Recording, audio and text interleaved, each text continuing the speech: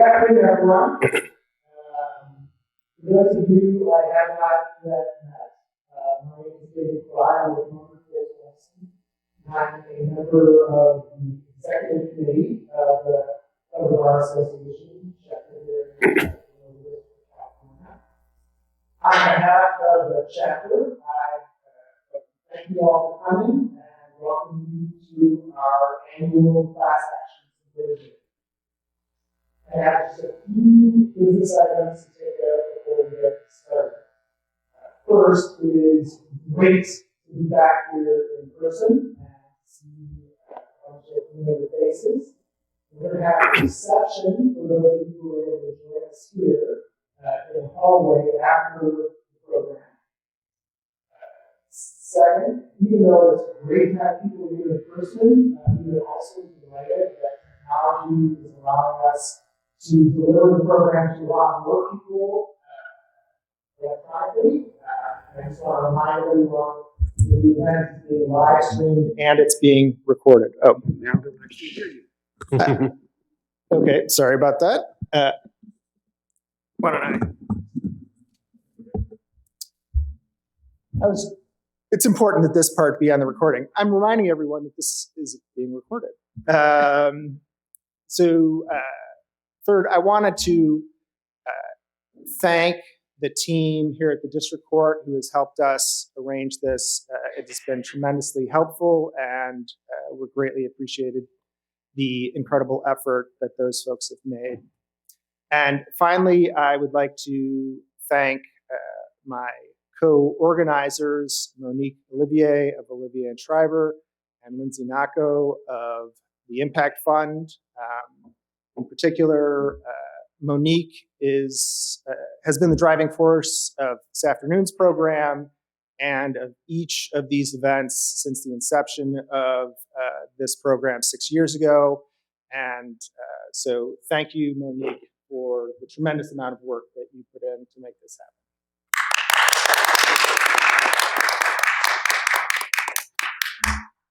Now I will turn it over to Lindsay to introduce our first panel.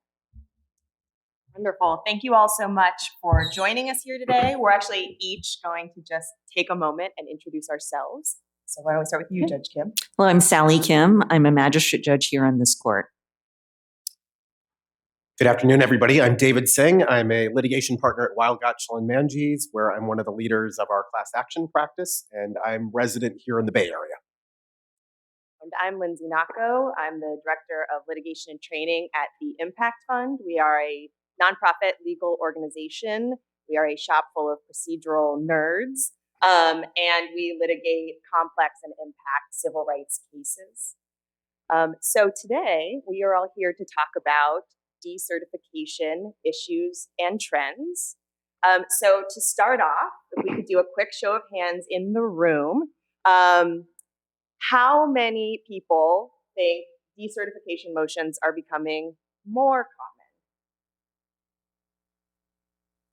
Okay, pretty good. How about less common? Okay, that was for the folks at home. That was a resounding majority in favor of motions for class decertification becoming more common. How about no change? Yes, no change. Judge reminded me that is a third option. All right, we have some support for that. So we are going to be talking today about some of the trends that we have seen in decertification over the past few years, including frequency, burden, timing, and other factors that impact certification and decertification. We are hoping to have some time at the end for questions.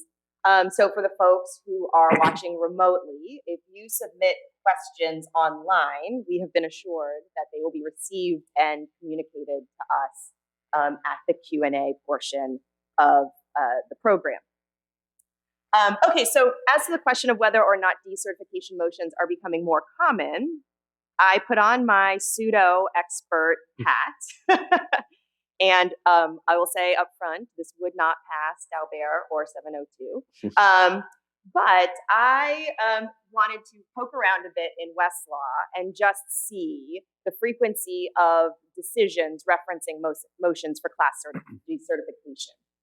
So this is not granting or denying them. This is just exclusively opinions that reference motions for decertification. So significant grain of salt. That said, it was startling to me the trend that I saw over the last 20 years. Going back to 2000, there were, in the entire calendar year, there were about 25 opinions issued that referenced motions for decertification, up to a peak in 2016, 2017, 2018 of over 400 decisions in federal courts across the country referencing motions for class decertification. Continuing with my pseudo-expert hat on, that also reflected writings on decertification. When I was looking for articles, trying to figure out some summary, figuring out if there were any experts who had studied this, so I wasn't able to find that. What I did see is that there was a real collection of articles and attention on decertification in the late 20-teens.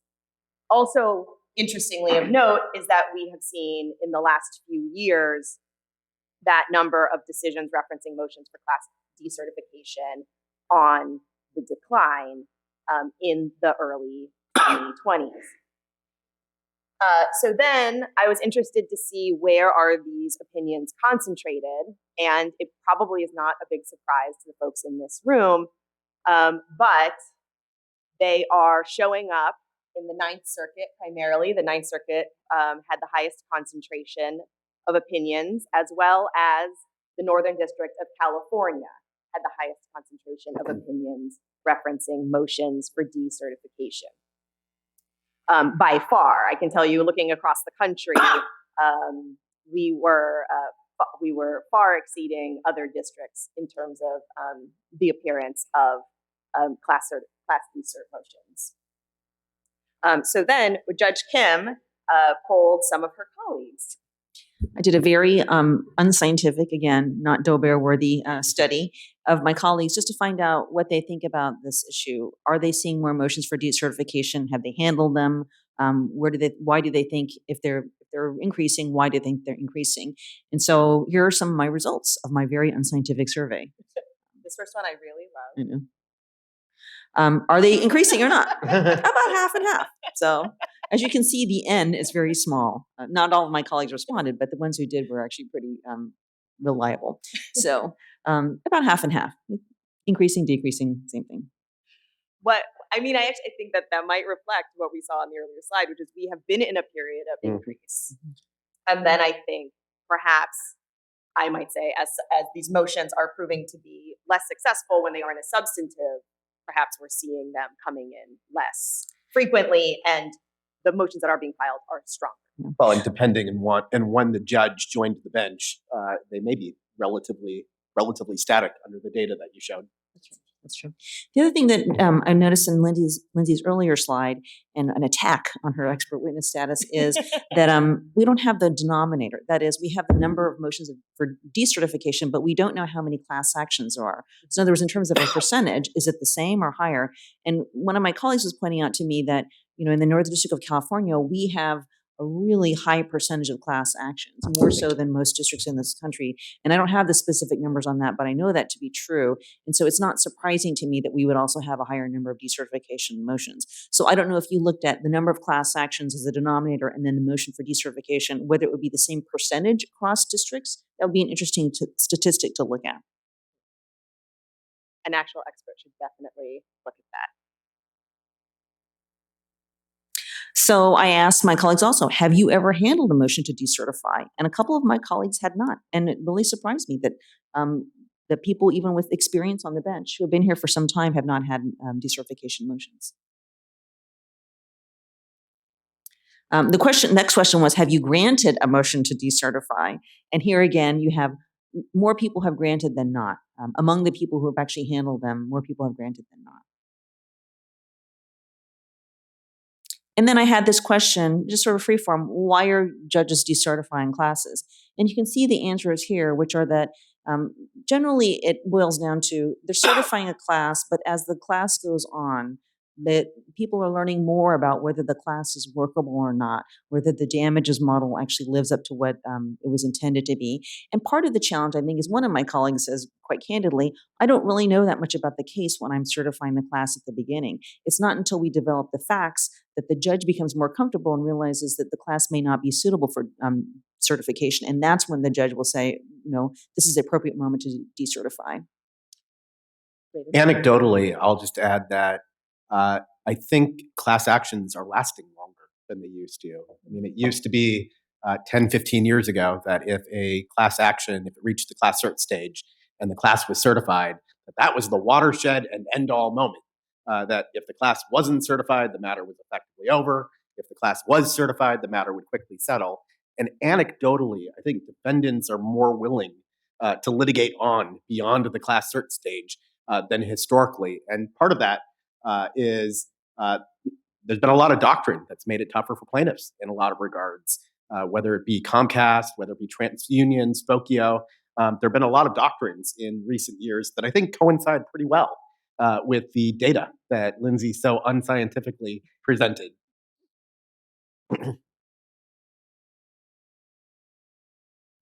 And the next question is, when is the motion for decertification appropriate?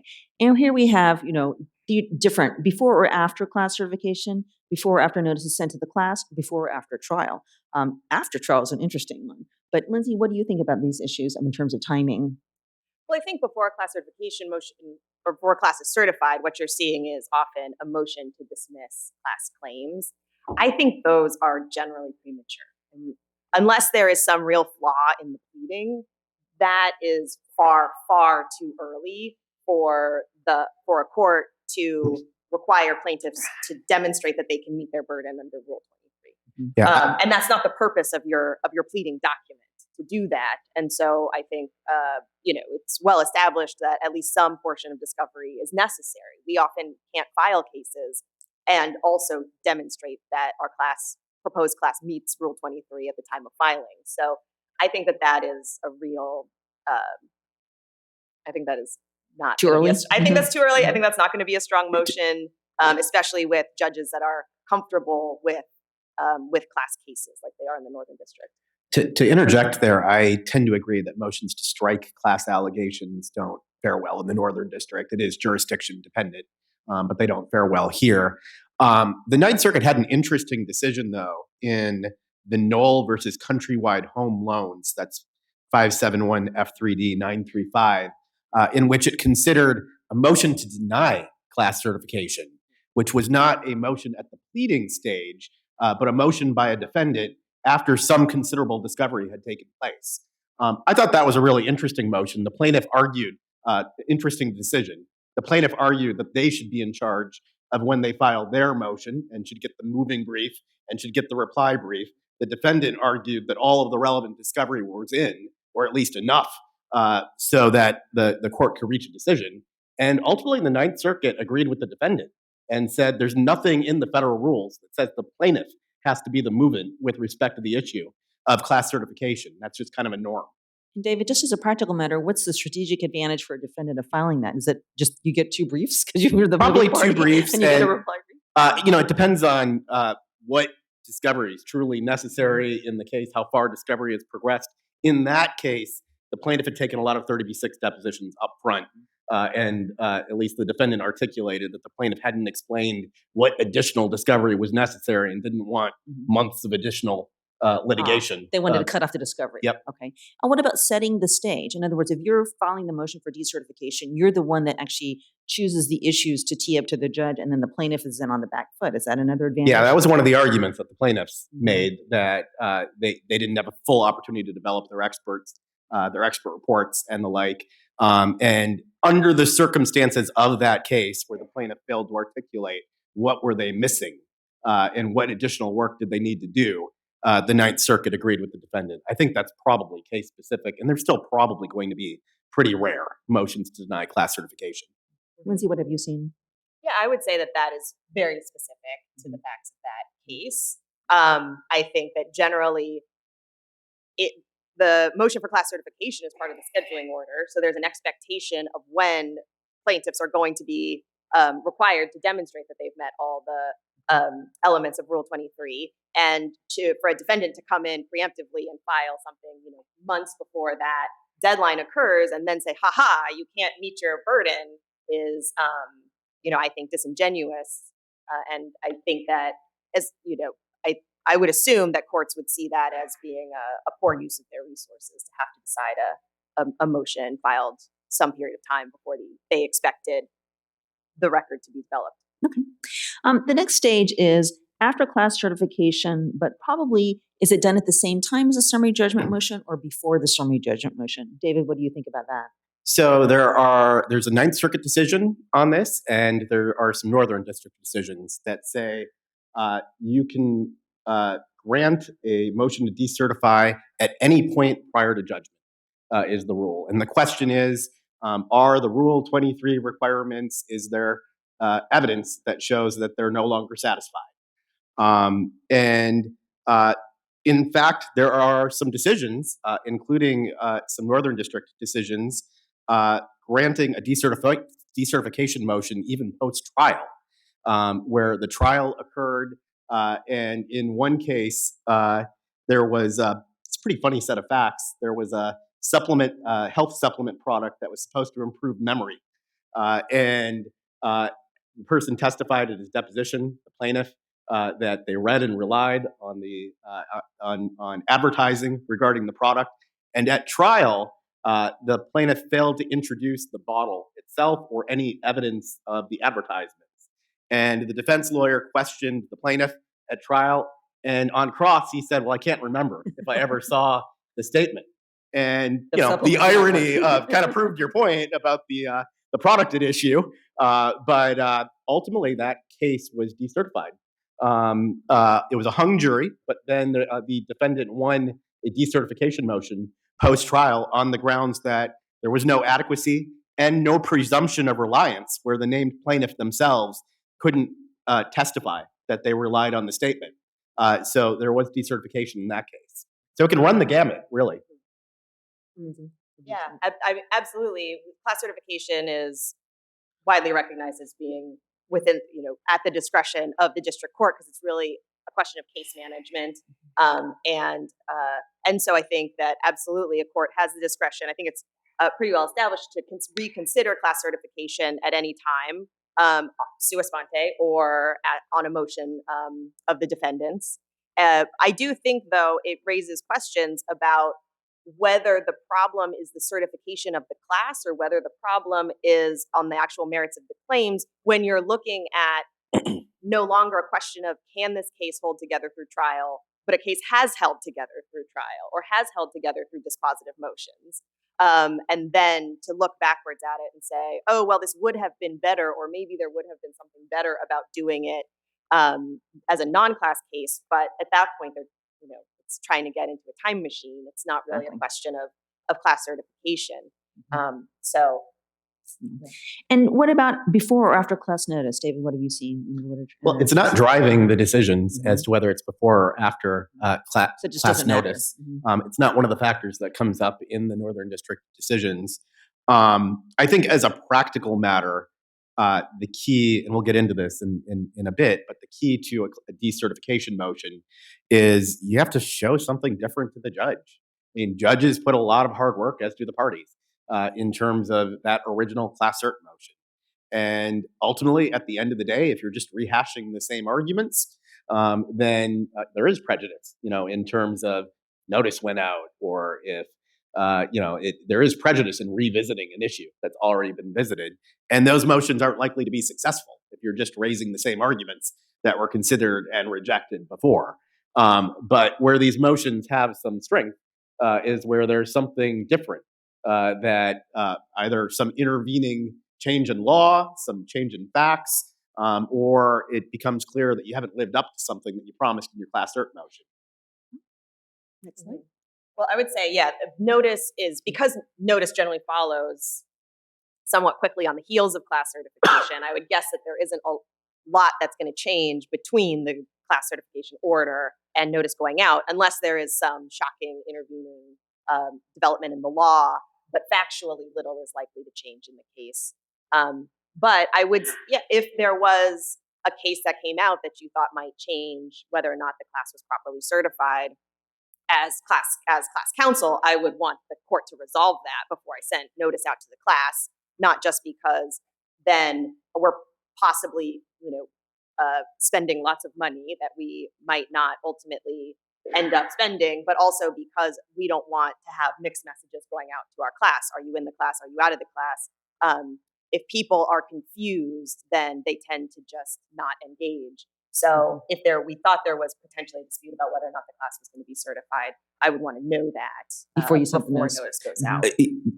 The Supreme Court and the Ninth Circuit on various occasions have emphasized that the class cert decision is a tentative decision, and that it's subject to change, and that the court has to act as a fiduciary to consistently consider, are the requirements of Rule 23 consistently met, as part of the obligation to protect the class, part of the obligation to even protect the class, not to mention the defendant's due process concerns as well.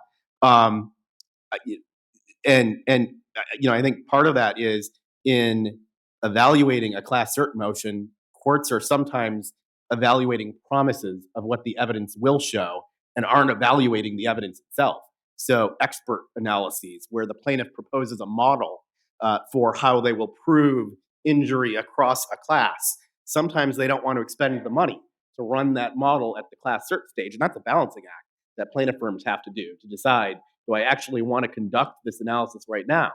Most courts, including in the Ninth Circuit, will let plaintiffs just propose a model at the class cert stage, but they're not running that model, and discovery isn't over.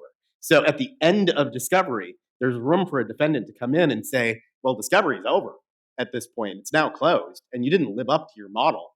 And I've seen a lot of the D-cert decisions focus on that issue, where, as I think you mentioned, Judge, in your survey, you didn't live up to the economic model that you promised at the class cert stage. Lindsay, are you seeing that as well, that people are attacking on the failure to live up to the economic model? Yeah, I think that there is. I agree with the framing that class certification is, in some senses, a promise that you're making to the court of what's going to happen in the future in the case. And as plaintiffs' counsel, our job, and as class counsel, our job is to live up to that promise. So we have to be careful about what we promise at class certification, and then design our discovery to come through. Because I know that that's a place that defendants are going to keep an eye on, and that they're going to push really hard on that, and they're going to make whatever arguments they can, good or bad, about what we have shown. That said, once a court has certified a class in the Ninth Circuit, generally there's a presumption that the class should stay certified, because to decertify a class creates a whole host of new issues. And so once a court has done a rigorous analysis of Rule 23, I don't think that slight variations from a damages model or an alternative that gets you to the same place, but maybe isn't exactly what you described in your class certification papers, warrants decertification. Which leads us to our next slide, which is the burden. What is the burden? And who has the burden? Oh, no, sorry. When is a motion appropriate? Sorry, I thought I skipped ahead. And this is what David was talking about. The judge remains free to develop. Okay, next slide. Well, I do think, so, I mean, it is interesting here because there is some discussion about when can you move for decertification? There are decisions in the Ninth Circuit, I'm not going to point them out because I don't want anyone looking for them, that imply that you could move for decertification at any time, that the plaintiff always has the burden, and defendants can say, okay, today, do it today. We want to see it today. But that is generally disfavored. And I think most of the cases rely on this language here from Falcone, that there has to be some subsequent development in litigation. Otherwise, I think it's just an incredibly poor use of judicial resources to call the parties in and call the plaintiffs on the carpet. And so I think that's, for a lot of practical and legal reasons, that has been the vast minority of decisions. I think I agree as a practical matter, but I'll add that there's a bit of a even in-circuit split with respect to what the standard is governing the burden for a decertification motion. In the Central District, the question is, are Rule 23's requirements still met? And it is the exact same standard as at the class certification stage, and there's no change of circumstance type case in the central district. And there are multiple cases that say it's the exact same standard. As a practical matter, you make the exact same argument that was just rejected by the court. That may not get you very far. But the Northern District does have some cases that say there's an initial burden on the defendant to establish that there's a change in circumstances. Almost like a motion for reconsideration in some ways. In some ways, there are cases that say it's a lower standard than a reconsideration motion because a court retains continuing discretion over class certification. So it's somewhat different than an ordinary issue where it's set in stone at a point in time. It's meant to be iterative and potentially evolve. 23C1C says that the class definition can be amended anytime prior to judgment and gives a court that authority. But if the defendant meets their initial burden, the burden of establishing that all the Rule 23 requirements are met still lies with the plaintiff. That doesn't shift. So I'll disagree slightly with Lindsay, who earlier said there'd be a presumption that the class will stay certified. I don't think there is a presumption. I think the question is, have the defendants pointed to a change in circumstance? And if they do, then the burden's still on the party advocating for class certification. I think that there are different positions taken by different courts. So the Central District has said that there is a presumption, or maybe they don't use the P word, but they say that that to revisit certification is a heavy burden because doubts about certification are typically resolved in favor of keeping the class certified. So I think that is going to vary among courts. Okay. Next. Okay. Well, so also what's interesting is that we've alluded to this previously, but there are two burdens. The first is the burden of the moving party to show that the court should even entertain a motion for decertification, which I think we all agree the general agreement is that there is some requirement that they show changed circumstances, that they can't just show up on a random Tuesday and say, today we would like plaintiffs to reiterate their burden. But there is also that second burden of, does the class continue to meet the requirements of Rule 23? I think it's generally accepted that, especially in the Northern District, that we as plaintiffs always carry that burden. But it was interesting to me to find out that there were some cases in the Central District and in the Eastern District that say that the party moving for decertification bears the burden of showing that Rule 23 is not satisfied. And so that also, and that has also that language has shown up in some cases in the Northern District. Mm-hmm. And in terms of the showing, so do you think there's anything special about that's different in the motion for decertification versus a motion for reconsideration? I mean, you're thinking about those two standards. How would you equate them and how would you sort of weigh them? Yeah, so a motion for reconsideration, I think, is a higher standard than a motion for decertification. Usually for a motion for reconsideration, it has to be something that a change in law, intervening change in law, or new evidence that's arisen in some way that couldn't have been raised before, where the plaintiff bears the continual burden throughout the matter. If they're unable to live up to something previous, it could be simply a failure of proof by the plaintiff down the road. I do think, and as a practical matter, usually merits discovery is still open at the class cert stage, and things can still happen in that piece of the case after the class is certified. Some examples are if you get to merits discovery and it shows conflict that may exist between the plaintiff and the class, that the class is smaller than was originally anticipated, that the plaintiff didn't buy the product or all the products at issue, a summary judgment motion that knocks out part of the plaintiff's claim where they're no longer an adequate representative for the whole class. But there are various changes of circumstance that could arise between that class cert motion and the decertification motion. And what about options for judges? We talked a little bit about this in our preparation. Lindsay, what are some options for judges on a decertification motion other than just saying, I'm granting the motion for decertification? Mm-hmm. Because class certification is well recognized as being within the wide discretion of district court judges, they have many options at their disposal, short of complete decertification.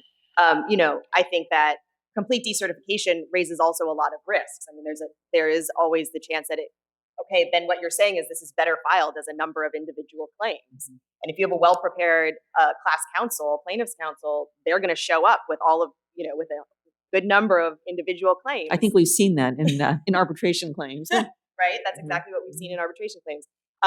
And so there are a lot of steps short of that I think can be well suited depending on what are the issues that have been brought in front of the court.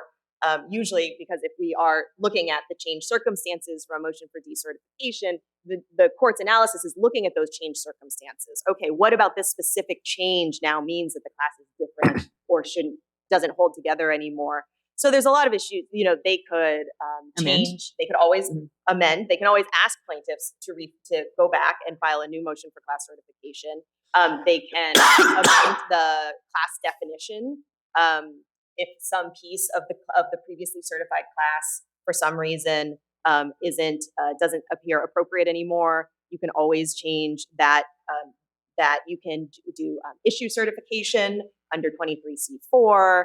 You can decertify a piece of the class or a stage of the class, and keep as much of it together as possible to have, especially those liability questions, determined on a class-wide basis. Some of these were mentioned in the en banc decision in the Tuna case. I think there was a footnote talking about the options available to a court if they were to decertify. And they mentioned in the footnote of the decision that you can amend the class, but you've got to be careful. You can't amend it in such a way that either it's overbroad, because a class can still be rejected if it's facially overbroad, fatally overbroad, or it's amended to be a fail-safe class. So it has to be something that's amenable to amendment in a way that doesn't pose other problems in terms of the class definition. In terms The of Tuna antitrust case that just came down. Yep, Okay. there's a footnote in it. What was it last week? Cert was just denied on. Cert was Monday. denied, but the decision was a little while. I don't on bond. remember exactly the timing. And then on your 23C4 issue certification class, that's an option in some cases, but it doesn't always make sense either. With 23C4, the question is, does it advance the litigation as a whole to certify the issue? And there are also cases, including in the Northern District, saying with respect to the issue that's being certified, you have to show at least predominance with respect to that issue, that the common question on that issue outweighs the individualized issues with that issue. So while there are tools in the tool belt to do things short of decertification, it still has to be done in a way that is compliant with the law with respect to those standards. From the defense perspective, if you get a motion, if you file a motion for decertification and you get something less than decertification, are you happy with it from a strategic point of view? Can be. I mean, if it narrows the class significantly in the exposure, yes. Is it possible you could get an order that makes you unhappy? Possibly. I always think it's a mixed bag. It's one of the, sometimes the plaintiffs and the defendants can be unhappy about an end outcome. Crazy judge issues a ruling that both sides say this is terrible for both of us. I mean, issue certification, specifically, I've seen decert decisions where the class is decertified as to damages, but certified, they keep it certified as to a liability issue, which ultimately sets up I think it is one of those situations where it may just be a go mediate this solution that's being thrown out by a court, but neither side ends up being too satisfied with the outcome. But with some of that, I also wonder if that is how that plays out. If to some extent that ends up being semantics, right? Because in the Ninth Circuit, it's well accepted that individualized damages analysis are carved out of the question of predominance. That you can always have individualized damage analysis in a certified class case under 23B3, and so. Essentially, what is the difference between having a certified class that is expected to have individualized damage analysis and a certified class that has been issue certified for liability and uncertified for damages? Like, are those really substantively different, or It's 6 of one, half dozen of the other. So it's interesting that you could file a motion for decertification and get a partial order in your favor, but be unhappy with it at the end. Yes. So you have to think about that in advance. Yes. When you're filing a Careful what motion. you wish for. Yeah, exactly. Okay. Do we have time for some questions now? Does anyone here in the audience have questions? And Dave, do we have any questions lined up? Yes.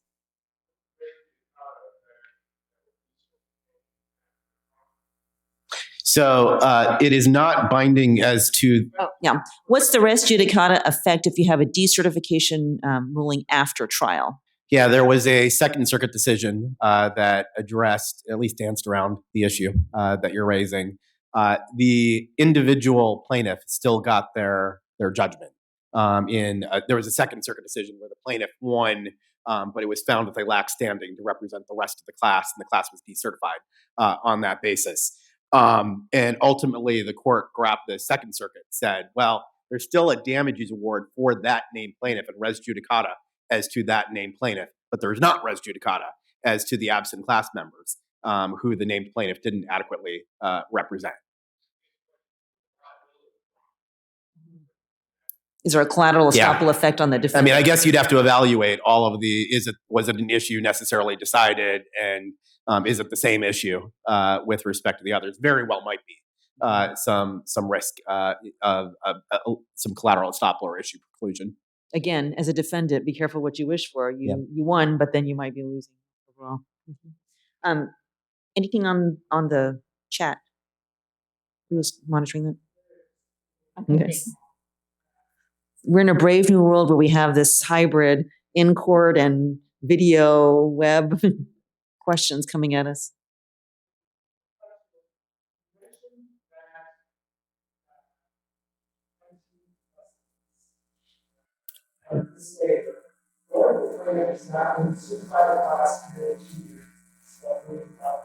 I didn't.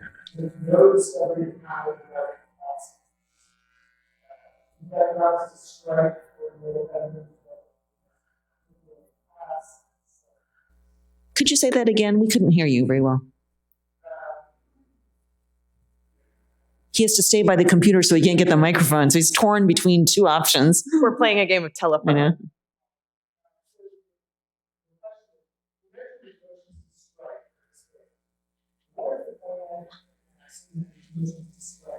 Class out. Mm-hmm. But what if the plan is not really certified class?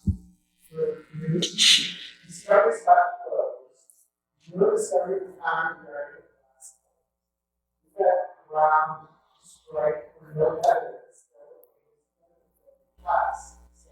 So the question is, we talked about how motions to strike class allegations are not well favored, but what if the plaintiff does not move to certify the class and has taken no discovery for some period of time? Is that reasonable grounds to file a motion for decertification? That's that case you talked about, David. I mean, I think that It sounds like they might be trying to get an offshoot advisory opinion from you. yeah, I mean, that seems like it's an offshoot of the Ninth Circuit case that I mentioned. The advisory committee notes to Rule 23 do emphasize that you should move for class certification at an early practicable time. Waiting 2 years ignores the scheduling order in almost every case in the Northern District, which will set a deadline for moving for class certification. Typically, 8 to 12 months, something in that range is usually what we see in our cases. 2 years out and no motion and no sign of one seems like where, as the defendant, you might want to move to deny class certification in that basis. Right, especially if there's In been that no case. evidence taken. I mean, I think the judge would want to know, why is it that you haven't done anything when you've missed the deadline? And if the plaintiff has no response, then it's not going to be well taken. I did see one case in the Northern District where a class was decertified where the plaintiff firm wasn't zealously getting it ready for trial, and found that the plaintiff firm wasn't an adequate, the plaintiff and the plaintiff firm weren't adequate representatives, and that After the 23 certification. after certification, Wow. because they failed to kind of push the case and respond to some orders by the court about how the trial would proceed. And I think that raises an interesting, even broader issue, which in many circuits, defendants have pushed for trial plans and in class actions. And in many circuits, the defendants do so pre-class certification. and use that to highlight the difficulties of taking a case, a class action, to trial, the plaintiff's inability to offer a plan with respect to how they will try the case, and how they'll deal with the common issues, and how they'll deal with the individualized issues, and how that will all actually be handled at trial. Ninth Circuit does not require a pre-class trial plan. I think they should, because I think that would help I do. aid the. I do. And then I think now it's fairly common for us to include trial plans in motions for class certification. Absolutely. At base level, we want to assure the court that it's manageable, that we have a plan, that we understand that it's a complex case, but that there are steps that allow it to be fairly tried. I think that's well. But then, as to your point about, well, what if there are changes to said trial plan, right? We have to then keep the court informed as our plan changes, so that the defendant doesn't pop up, a year later, 2 years later, and say, "Ha, you've now diverged from your proposed trial plan at class certification. Your class should be decertified." When I first started on the bench, I would give a full schedule all the way through trial for all my class actions over the objections of my law clerks. And then I've modified slightly, but I thought I still want to see what the plan is going to be all the way to trial, even with the initial CMC, because I think that from my perspective, I want to know what's going to happen down the line. And I don't want this case to languish because it is a class action. I mean, I think having a trial date actually forces people to be realistic about what's going to happen. And if there's no trial date and it's just lingering along, even if it's a class action and there are deadlines for that portion of the case, it makes people stop thinking about it. That was my concern. Yeah, I think it relates to me to one of the comments that one of your colleagues made in your survey about not appreciating the challenges or all the details that would go into trial at the class cert stage. I think asking for a trial plan up front where you can start thinking about those issues and really the practicalities of what would a class trial look like. There's just a lot of upside to it. And they so rarely go to trial. Yeah. Yeah, I think it shows that, especially to your point, David, about the case around 23G about the adequacy of class counsel, showing the court that you've thought ahead, you have a plan, is important. But I don't think that, that subtle diversions from that. That's right. If you have a reason, that's fine. And I would also say the question is not, is taking a class case through trial going to be hard? The question is it harder than having a number of individual claims brought into the court, and what is the best use of judicial resources, and how can we have the most efficiency? That's the whole point of Rule 23. So, I think it's well accepted that trying class cases is a difficult endeavor and it requires a lot of resources. But as long as there is the glue holding that class together, it is a better option than any alternative. Dave, another question? Under what circumstances can the court raise decertification sua sponte? The question is, under what circumstances can the court raise decertification sua sponte? I think David had said at any time. Well, it is. The answer is probably occurs. It does occur very rarely, but they do have the discretion under Rule 23C1C to amend the class definition at any point in time, pre-judgment. Yeah, I agree with that. It doesn't happen very often. I think you're right. Are there trends in the types of cases that are seeing decertification? Yeah, I'd love to take a first stab at that. Lindsay and I practice in different areas in that I do a lot more consumer and privacy class action type cases. I think Lindsay's more on the employment labor type cases, and I think we might see different things in our respective areas. But in my cases, the consumer class action cases in particular typically involve UCL claims, false advertising law claims, CLRA claims. Almost invariably, the plaintiffs try to offer an economic model to establish the price premium paid as a result of the purported misrepresentation or omission in the case. The Supreme Court in Comcast held that you have to proffer at the class cert stage a model that matches your theory of liability and that will isolate liability limited to your theory. And there are a lot of cases in the Northern District in the Ninth Circuit that have found that plaintiffs promise one economic model, typically a conjoint study or an econometric analysis of some sort, that they promise that at the class cert stage, and then ultimately don't live up to that promise. Recent decision by Judge Alsup a couple of weeks ago that also found that the ultimate conjoint study that was proposed didn't take into account supply side factors at all, but was purely demand based on like surveys and the like about the importance of attributes, but didn't take into account any supply side factors, and ultimately failed once it was fully baked as a model. From a proposed model at the class cert stage to an actually fully baked model, it was deficient. I would say that is the biggest trend that I see in my space. He decertified. He decertified in that case. Another trend I think relates to changes in law, and so TransUnion I think probably had a big impact and probably led to an influx of decert motions. Where in TransUnion, for those who don't know, that was a case in which I think it was a Fair Credit Reporting Act case Arising from this district. arising from this district, where there was a credit report that TransUnion issued that indicated somebody was trying to buy a car, and apparently the credit report indicated that they were on the OFAC list, Terrorist watch which list. is a terrorist watch list. Found that plaintiff had standing, and others who a report was generated for and was disseminated to someone like the car dealer had standing. But where there was an inaccuracy that didn't lead to a report that was actually passed along to anyone, there was just an inaccuracy somewhere in the database at TransUnion, that in that case, those people did not have standing. They had no damages because nothing bad had happened to them, basically. So it's an Article 3 standing issue, and those are like issue du jour. There are a lot of Article 3 standing issues these days.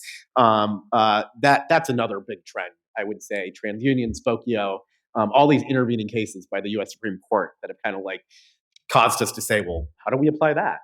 I know the Olean panel decision, the tuna fish antitrust case, where the Ninth Circuit panel said that plaintiffs had the burden at the time of certification to show that no more than a de minimis number of class members had been were uninjured, and I think that seems like an incredible burden to place not just on plaintiffs but on district courts to have to weigh what did that actually mean? So at classification we have to determine what the damages are for every person. How is that not delving into the merits in a way that's impermissible and under the law of the circuit? Luckily, the Ninth Circuit, sua sponte, called for an en banc vote to rehear the case en banc, and they issued a decision that course corrected and brought the circuit case law consistency. Go ahead, Judge. I was going to say, what do you see in terms of trends for employment? David talked about privacy. What about employment? Do you see certain trends for decertification in employment cases? So in employment and in the other civil rights cases that we do, I mean, unfortunately, I think we see it as being a largely knee-jerk motion. It shows up in our cases. It's a motion for summary judgment or in the alternative decertification. It's a motion for this or in the alternative decertification. It's just sort of like, hey, judge, if maybe today you're thinking about decertification, we want to open the door for you. And they are not always well reasoned. I wish it was something tied to an actual change in the record or an actual change in the law, and it was a meritorious motion. I think, unfortunately, they've proliferated to the point where they're just kind of a half-hearted, attempt to see if it's going to stick. Mm-hmm. The ones that do matter, I think, are still getting to this idea of, are you going to fulfill the promises that you made at class certification? But I think that those are have you seen any feel like they're in the minority. Yeah. Have you seen any increases in these areas based on any kind of specific case law or any kind of change in the law in the employment or civil rights areas? No, I wish they did, and then we could just address them and get rid of them. But unfortunately, a lot of them are just saying, oh, we want you to revisit this, and they are rehashing old arguments. It's in the playbook. Summary judgment plus It's in, decertification. exactly, it's in the Okay. playbook, and I don't think it's a good use of the court's time. The last question we had was, what if damages are excessively difficult to calculate? Parentheses, Bowerman. I'm sorry, what was the end, what was the end of that? Bowerman? I think that's got to be a reference to a case. So, okay, so Bowerman, if I could just take a moment. Bowerman is a case that the Impact Fund appeared as amici in recently. It was a case that it was a fairly standard, I would say, from the outside misclassification case. Is this group of independent contractors actually employees by virtue of the details of their working arrangement? It was before Judge Orrick. It's now in the Ninth Circuit. It was initially decertified with a request that the plaintiffs amend their motion for class certification. It was originally not certified, I should say, and then plaintiffs did amend their motion for class certification, and the amended class was certified. At summary judgment, I believe there were cross motions for summary judgment, and the defendants moved to decertify the class. Plaintiffs won their motion for summary judgment, and Judge Orrick did not decertify the class. But the summary judgment ruling resolved the primary liability issues in the case. The employees were found to be misclassified, which meant that they were employees and they were entitled to various wages that they had been denied previously. A number of about 11 class members went through a bellwether trial in front of a jury, at which point the jury awarded them substantial damages. Following the bellwether trial, defendants again moved for decertification, at which time Judge Orrick issued his fourth decision on class certification, and again denied decertification for the second time. It then went up, the decision was appealed to the Ninth Circuit, where a panel of the Ninth Circuit reversed certification of the class. And without, I would note, addressing any one of Judge Orrick's 4 decisions on certification, and doing essentially, and this is what we argued in our amicus brief, essentially did a de novo review of class certification itself and found that it wasn't warranted. I would say, I did say in our amicus brief that there were also areas of law in the panel's decision, and a misreading of the record in some pretty significant ways. So I would say that the big problem with Bowerman is not the damages analysis. It actually seemed like the damages analysis was going to be, not in fact excessively difficult in the fact, but by light of the fact that the case was resolved. It was interesting because at the time that the case was, or decertification was reversed by the Ninth Circuit, the question was no longer, can this case hold together through a liability ruling, through dispositive motions? It had, in fact, held together through dispositive motions, and a jury determined the damages for 11 of the class members. And so now we've heard why it was wrong. Can you tell us what the Ninth Circuit actually said was wrong? It is now up on a petition for rehearing. Mm-hmm. The Ninth Circuit essentially reran the misclassification analysis, and we argued as amici, got caught up and in the potential for individualized damages, which are entirely permissible in the Ninth Circuit, but determined that was too tied into the liability ruling, and determined that there were individualized issues of liability that had to be determined, and that for that reason, the class should not have been certified, without addressing the fact that the class those liability questions had been resolved on a class-wide basis at summary judgment on cross motions. So that let me rant a little bit about that particular case, which I do hope that the Ninth Circuit takes up en banc or issues or rehears. But I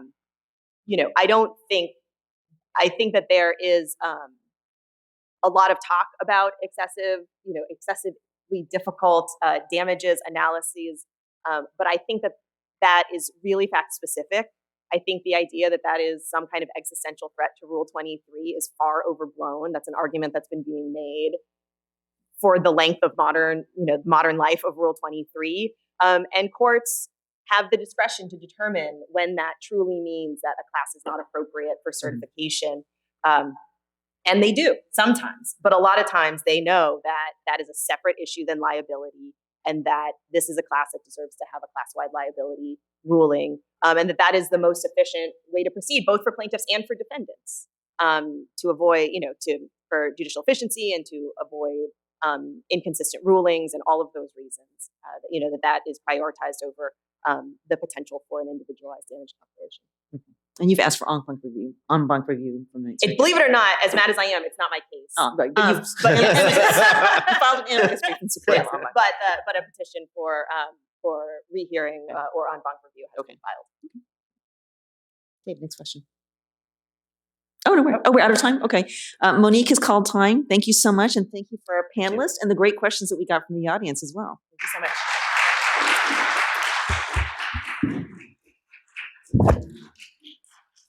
Okay, panel number 2. So I'd like to welcome our tremendous panel here today to talk about class action settlements.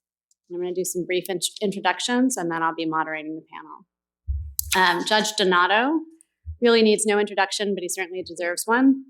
He received his undergraduate degree at Cal and his law degree at Stanford.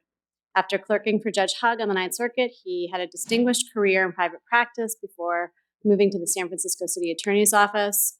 He was appointed by President Obama to the Northern District in 2014 and has had many high-profile cases in his 8+ years on the bench. Thank you very much for joining us. Jennifer Liu is the managing partner of Liu Peterson Fisher. Her practice focuses on employment law. She went to Harvard as an undergraduate and received her law degree and MBA from Stanford before clerking for Judge Kodal in the Southern District of New York. She is the immediate past co-chair of the ABA section of Labor and Employment Law Committee on Equal Employment.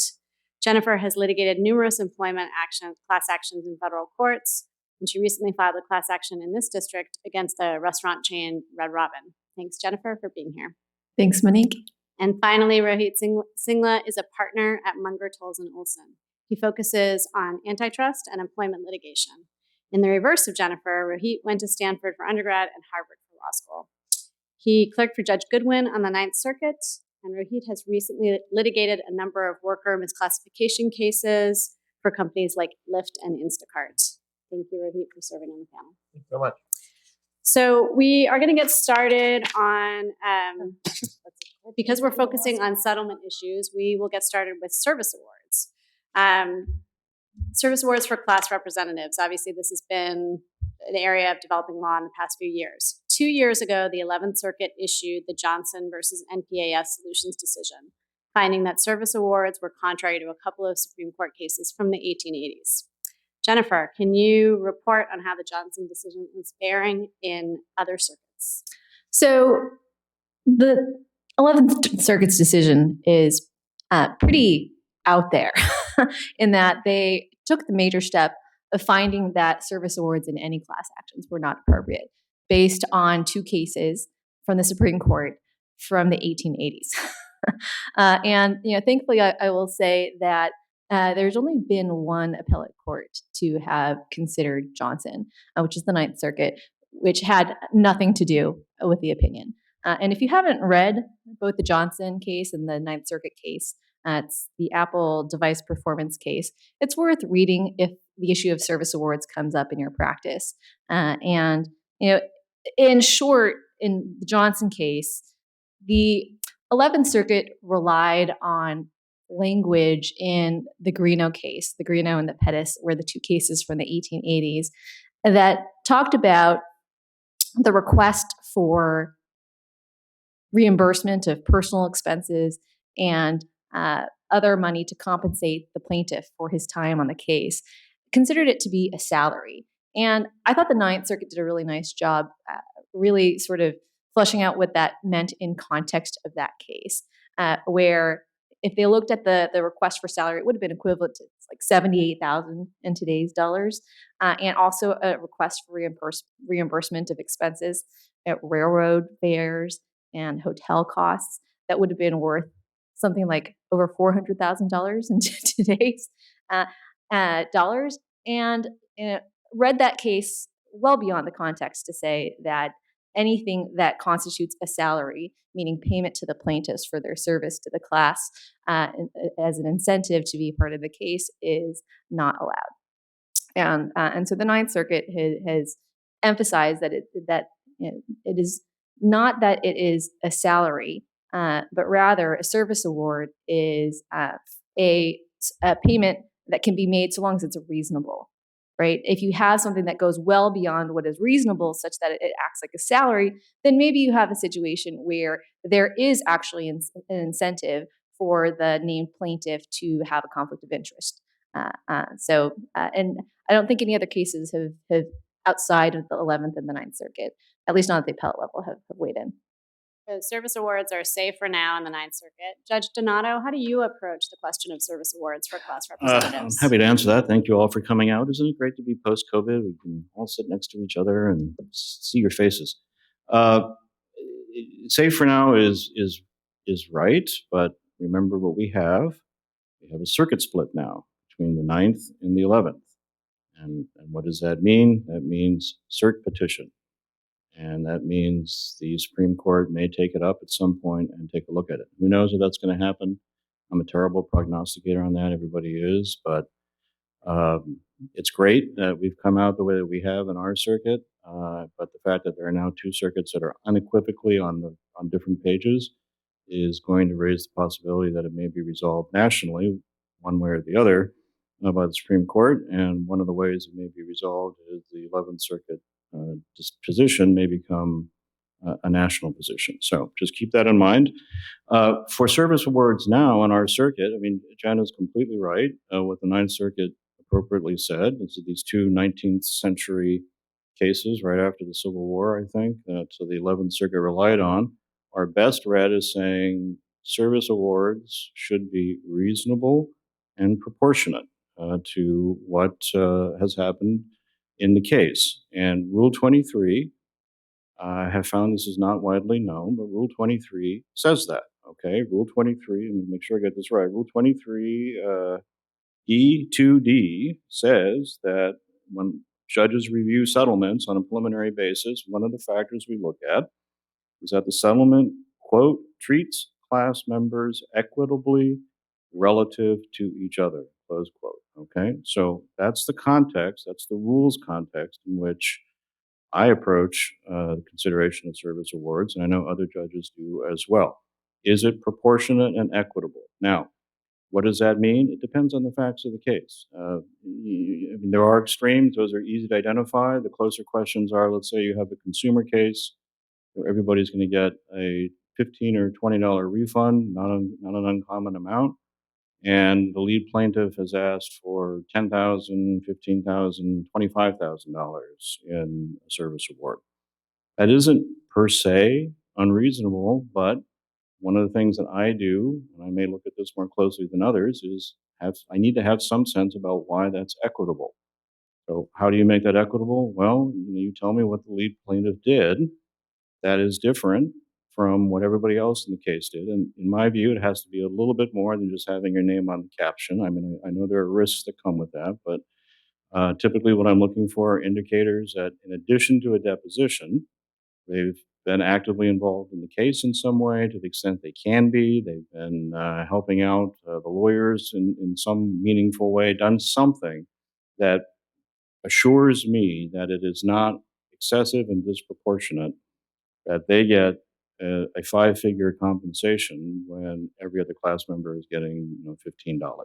So that really, I mean, that's just really the touchstone. And it is surprising to me how automatic sometimes the service award requests are made with very little explanation about what the basis is for an award under the rule that we just discussed. And one thing I would encourage all of you to do is if you're going to pitch a service award, just tell us why. Right? It's just plain and simple. We're just talking among friends. Here's why this lead plaintiff should get so much more money than everybody else in the class. And if you do a good job, it will happen. The only times you have problems is when you don't do a good job and questions go unanswered. So before turning to Rohit, Jennifer, with that sort of admonition, how do you approach when you apply for service awards for your class representatives? I do what Judge Donato tells us to. I wish more people said that. Right. I think that that's exactly right. And and a question actually for you, Judge Donato, is would you even go so far as advising attorneys to address the issue of service awards at preliminary approval? Oh yes, that should be. Look, we don't make the decision on how much the fees will be or what service awards will be approved until we get, people have had a chance to make objections and opt out and do everything else. It comes later in the case, as you all know. But front load it. Don't keep it a mystery, because if I see the proposed settlement of $8 per person and a fee award of 15,000 and there's no discussion, I'm already going to have questions. You can help me. You can help preempt those questions by just telling me, and you don't have to put on your whole case, but just, even if you just telegraph and say, as we will show in our fee petition, here are some things that will help put the service award in context. Well, that's very helpful. And I think as a plaintiff's attorney, one thing that we always try to do, I think this is a good practice. Monique, you probably do this in your practice as well, is to look up decisions from your judge to see what they have looked for. And the reason I ask about preliminary approval is you would think you would have your opportunity to make your showing of the service and the risks and the work that your class representatives did at the time of final approval. You file your motion for fees and for your service award. But I have had judges, very good judges, just say after the motion for preliminary approval, you need to cut your service awards. And our reaction is, you have not even seen our evidence. How can you make that off the cuff judgment? And frankly, I think that that's the wrong approach. There should be no presumptive approach to service awards without actually seeing what the plaintiffs, the class representatives, actually did. But if you are in a jurisdiction or before a judge who wants to see that, or it might have strong feelings about what is an appropriate service award, it may be good to tee that up at the time of preliminary approval. I think another point, which is can be frustrating, is that there is such a wide variety of approaches to service awards, but I think the important thing is to make sure that you really do include all of the information that Judge Donato has described. What actual work did they do? And don't use a cookie cutter declaration. Were there specific risks? Can you give examples? Can you tell a story in your declaration? I had another case where we applied for very high service awards. The judge told us after preliminary approval, those sound really high. And we did the work and really talked about the very special circumstances and the special service and risks and personal difficulties that the class representatives went through. And we got service awards in that case of ranging between $15,000 to $40,000 in an employment case. So Rohit, can you weigh in with a defense perspective on service awards? Sure.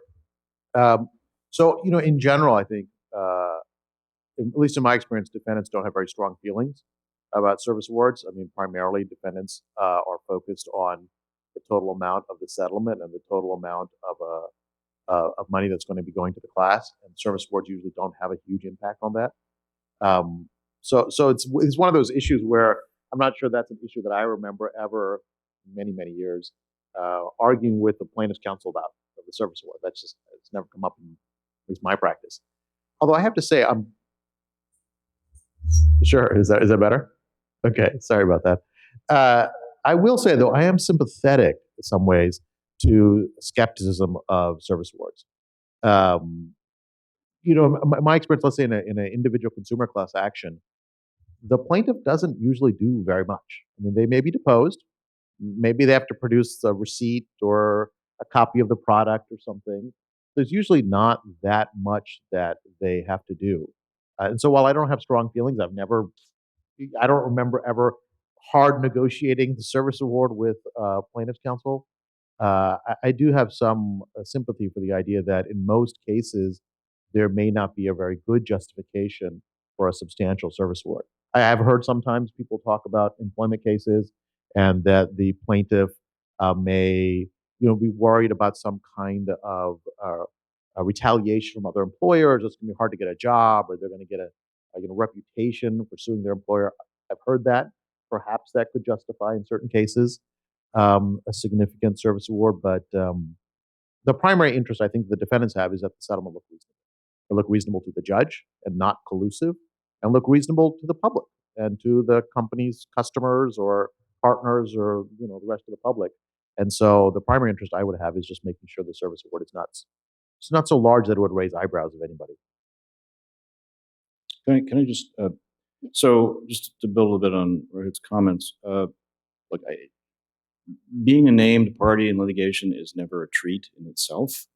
So there should be something that a named plaintiff gets, even if, and I know, I think it is true, often contribution may be just a short deposition. And you need plaintiffs. You can't have a case without a plaintiff. These cases are important. They have to be incentivized. They have to be supported. You're not necessarily going to do that because somebody just out of the goodness of his or her heart wants to be a lead plaintiff. So, but at the same time, it shouldn't be a windfall. That's all we're saying. It just shouldn't be. It shouldn't be a windfall. It shouldn't be a lottery ticket. I know $10 or $15, $25,000 doesn't sound a lot, but in some employment cases, it can be a year's worth of wages. The rule is just be proportionate, be reasonable, have some explanation for why this dollar figure that you selected makes sense, and 9.5 times out of 10, you're not going to have a problem. So let's turn to the issue of cypre. One common use of cypre is to deal with the residual amount that comes in a common fund after payments are made to class members. And so there's this question, as many of you who practice in this area know, about what you do. I already know what you're doing. I know what you're doing. What you do with the cypre, how you make the determination of where it goes. So let's get into that a little bit. Judge Donato, can we start with you on this one? Do you have a particular approach to cypre awards? Sure. I am old enough to have seen a lot of changes in cypre since I started practicing in 1990. In the old days, cypre was just lavishly thrown around. People competed to get the biggest possible cypre award to their favorite charitable organizations or their schools. I remember when I was at the Bar Association of San Francisco, we would contact plaintiffs' lawyers and tell people we're available for cypre awards, and there were no checks or balances. If there's any money left, or even if there's a lot of money, judge could whatever you wanted to do, the judge would let you do. That's all changed, of course. Now cypre, at least at a minimum, has to be tied to the nature of the lawsuit, so that there's some rational relationship between the litigation and the recipient of the award. And now there's also a growing sense that cypre should be an award of last resort. I actually agree with that, and I think most of my colleagues do too. We want to maximize the recovery for the class members.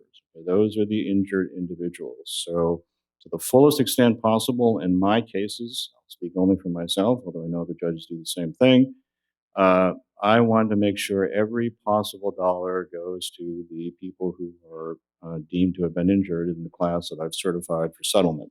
And that means before I do cypre, I will almost always require a second distribution. If there's money left over, I will ask that it be redistributed in some pro rata form, some fair way, to class members. That means maybe some class members, maybe most class members, maybe all class members are going to get a second check. I would rather have that than have the money just go to a third party. In my view, that does not, Rule 23 prioritizes the recovery for the class over anything else. And that's the whole point of the class action procedure. Now, there are cases when, and this has happened to me recently, there are cases when a distribution, a second or third round of distribution, costs so much money in terms of administration that it doesn't make sense to do it. In other words, if it costs $1.50 to send the checks out, or let's say it's just not proportionate to the. If it's going to cost $100,000 to do a second round of distribution to all the class, and there are only $60,000 left in the pot, that doesn't make much sense. So, the Cypre rules now are in those situations, you should look at some distribution that maximizes the dollar value of whatever's left, and that might mean giving it to a third party as opposed to giving it to class members. That's certainly my reading of that. So, what is it, Google View? Yeah. I mean, that was all Cypre, and the reason it was all Cypre is it just costs too much to give tiny little checks to millions and millions of people. The value of that would have been negligible in terms of the administrative costs. So that's a rare case. It's going to be a rare day when a 100% Cypre award is going to get approved. But really, the touchstone is if it costs more than it's worth doing, Cypre makes sense. But remember, it has to be tied to your case. You can't, if you're litigating cell phone, you can't give it to the SPCA. That's not going to work. So. You brought up this issue of there are class cases sometimes where the entire amount goes to a Cypre recipient as opposed to distributions to class members. Where Judge Donato mentioned the Google Street View case. Can you comment on that case and why that it might have been appropriate, or in your view, not appropriate to have the money go wholly to Cypre? Sure.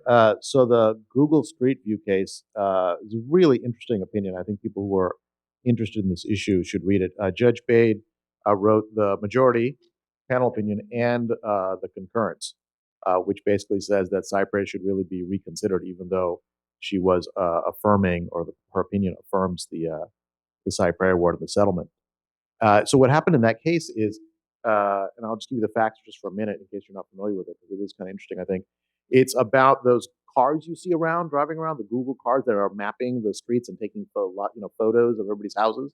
So while they were doing that, they collect Wi-Fi data of just Wi-Fi networks. And so the accusation was that these Google vehicles had collected potentially Wi-Fi data unencrypted for up to 60 million people. And that in collection, they may have collected, actual, things that people were typing on their computer that was going over their home Wi-Fi networks. But they had, I don't remember, half a dozen or a dozen class representatives. They spent 3 years trying to figure out whether any of those class representatives' actual data was collected. And they had a special master and all this stuff. And they spent 3 years on that question. They couldn't figure out whether any of these people's data had actually been collected. And so there was no way really to figure out, had anybody been harmed? How many people had been harmed? Who had been harmed? In fact, put aside harm, who had even had their data collected? Even if you put aside the question, you don't even get to the question of harm. And so ultimately, the parties reached a $13 million settlement for all 60 million people, and the settlement awarded all in Cypre, essentially, Cypre and attorney's fees. And so went up to the Ninth Circuit, and the Ninth Circuit said, over an objection, a pretty vociferous objection, that was acceptable. And I think the logic of it, the reason that the court came to that decision was, first, there was at least some injunctive relief, relatively minimal, but there was some injunctive relief. And there was this issue. If you have a $13 million settlement and nobody was questioning whether that was a reasonable number, well, what do you do with it? Right? As a practical matter, what do you do with that amount of money? And I personally, I think that what drove the Ninth Circuit's decision is that practical sense. I mean, what else are you going to do? You could either not have the case proceed. Who does that benefit? I think, other than Google, I don't think the Ninth Circuit feels like that really benefits anybody. Or you could have this $13 million at least go to some nonprofit organization. Was it a B3 class? Mm-hmm. I think it was a B3 class. So, Jen, do you think there's any issue in a B3 class with respect to the superiority analysis under Rule 23 when you're thinking about Cypre, like a class where there's no recovery or no recovery that can really get to class members? Right. So I think it's hard for me to say, in part because as an employment practitioner, we don't really see these settlements. If you're getting no money per person, that's a problem. But I could see in non-employment cases that class actions might actually be superior in that if it is such a nominal amount of damage to each individual person, but the harm that you are trying to address is a real harm, we have to think, why do class actions exist? They exist because of judicial efficiency, because of fairness and getting compensation to people, but they also exist as a deterrent mechanism to make sure that there is an effective way to hold corporations or other entities responsible if they are actually engaging in harm towards lots of people. So, in that sense, even though you may not be getting compensation for people, it's still important to have a case. The answer is not to just have no case. So I think in cases outside of employment, there are probably even more compelling reasons for the class action device in those cases. But of course, that doesn't remove the fact that the selection of the SciPray recipient is really important. If you can't actually compensate people, you want to compensate the next best use or the next best recipient of those funds. And I would say, however, and this we do see in the employment world is sometimes the cases where there is a very nominal amount per person could be an indication that it's inadequate, right? And then that becomes a question of is this a fair, adequate, and reasonable settlement, which we'll get to later in the panel, I'm sure. Ravi, anything to add on that point? So, I actually think this case is really interesting thinking about what class actions are about. Like, why do we have class actions? I mean, you just gave a whole list of reasons. And, most countries don't have class actions. Like, there are entire legal systems in very successful countries. There's no class action. The Anglo-American system didn't have class actions for most of its existence. And they really exist now for the reasons you're saying. It's almost a public policy device to advance certain interests that are not really tied to, the rules and due process and those kinds of things. I mean, it's a little bit of a legal fiction that, these 6 people represent the interests of 60 million Americans. I mean, it's not, I don't think it's true. I think we all would have to acknowledge it. Ultimately, it's not true. So it's a really interesting case. I urge you to read Judge Bates' dissent or concurrence, which is very few pages, and she goes through how these 60 million people are giving up their right to sue Google. And what did they give it up for? They didn't get anything. This $13 million went to organizations that benefit the public generally. It's not like they benefit those 60 million more than the other 300 million Americans. And so, what exactly is happening with this? On the other hand, I have to say, as a litigator who grew up with class actions and have had class actions my entire career, my reaction is somewhat similar, which is like, well, what else are you going to do? Either Google doesn't pay anything, maybe that doesn't feel like the right outcome, or you give the money to the nonprofit. There's no sort of practical other outcome, I think, is what's going on. But I am very sympathetic, and I do wonder. It's interesting that Judge Bade or people are starting with SciPray and service awards and things we're talking about, which are really at the peripheries of class procedures and doctrines, but using them in these cases to question, in some ways, I think, sort of the foundations of what we're doing with these class actions. So one possibility, I think a third option, right, is if you view it as a penalty, is there an argument to be made that any funds that Google would pay in that case should go just to the state, go into the state coffers? Any of you thought about that issue? Well, that's not an option. And it's not. We don't have to think about it. I mean, this is not. I mean, look, the closest. I'm sorry, I'm not trying to be glib, but the closest analogy might be the PAGA awards, but that's a creature of statute, right? Settlements and class actions are not. Penalties are, of course, as you know, a term of art. They're not a penalty. They're a settlement, and we don't have to do that.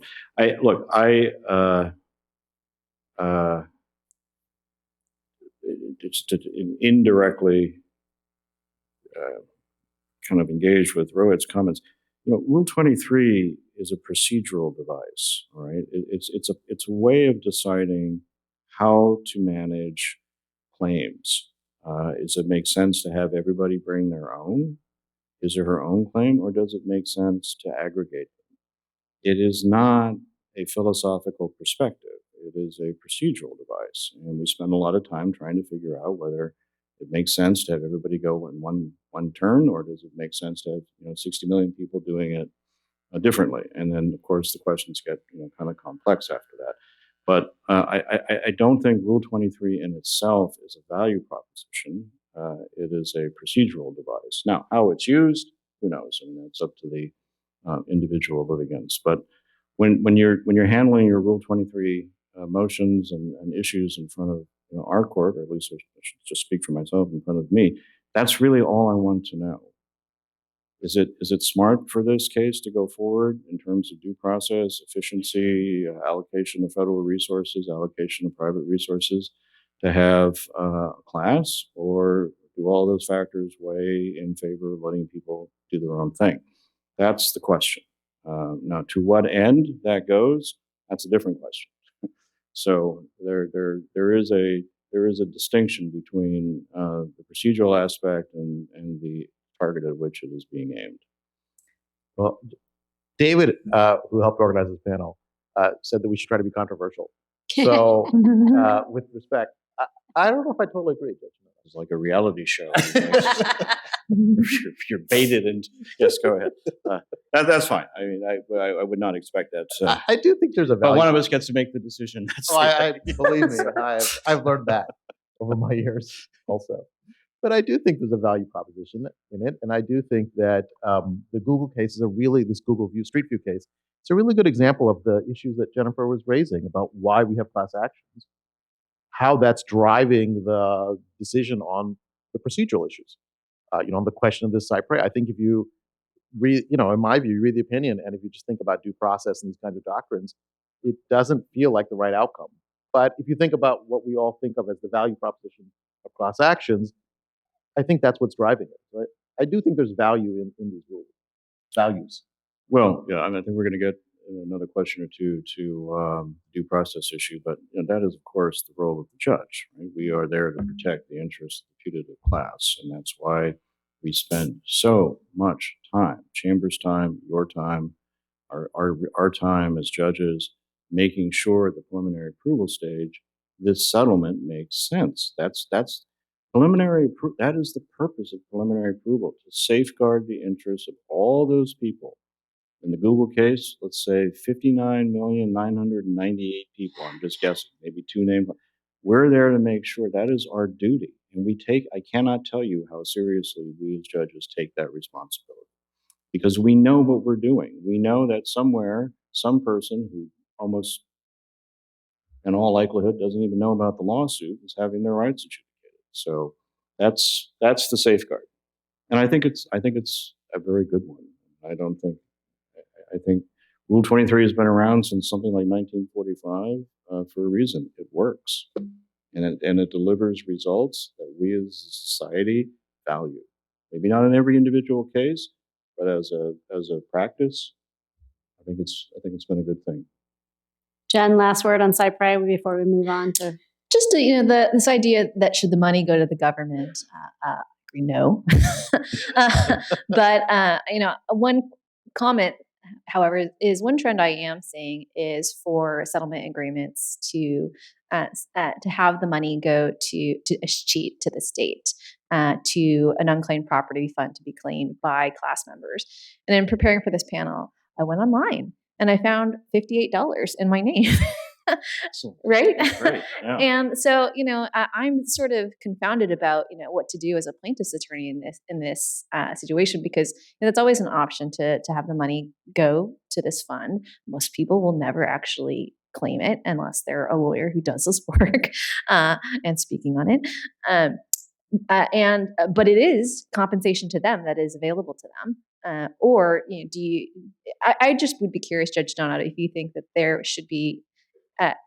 If you would prefer one or the other, whether you find a nonprofit that is closely aligned with the interests that the class action was geared at, or to be held in the name of people who are the people who are absent class members, but who are probably never going to get the money. Before I do that, what is that website that we can all look at? public service announcement. It's true. I will look it up. I will look it up. Just give me 1 minute. On the California Secretary of State website, I'm pretty sure. Is that right? Yeah. Wow. Okay. Yeah. All right. You can go to your relatives who are in other states. I've done this for my parents in Virginia and found all kinds of money for them. I guess I'm the only person who's heard of this, but I'm looking forward to my $58 at the end of the session. So, look, so if, as I was saying earlier, multiple rounds of distribution have played out, and you just can't get any more money into the hands of the class, the victims.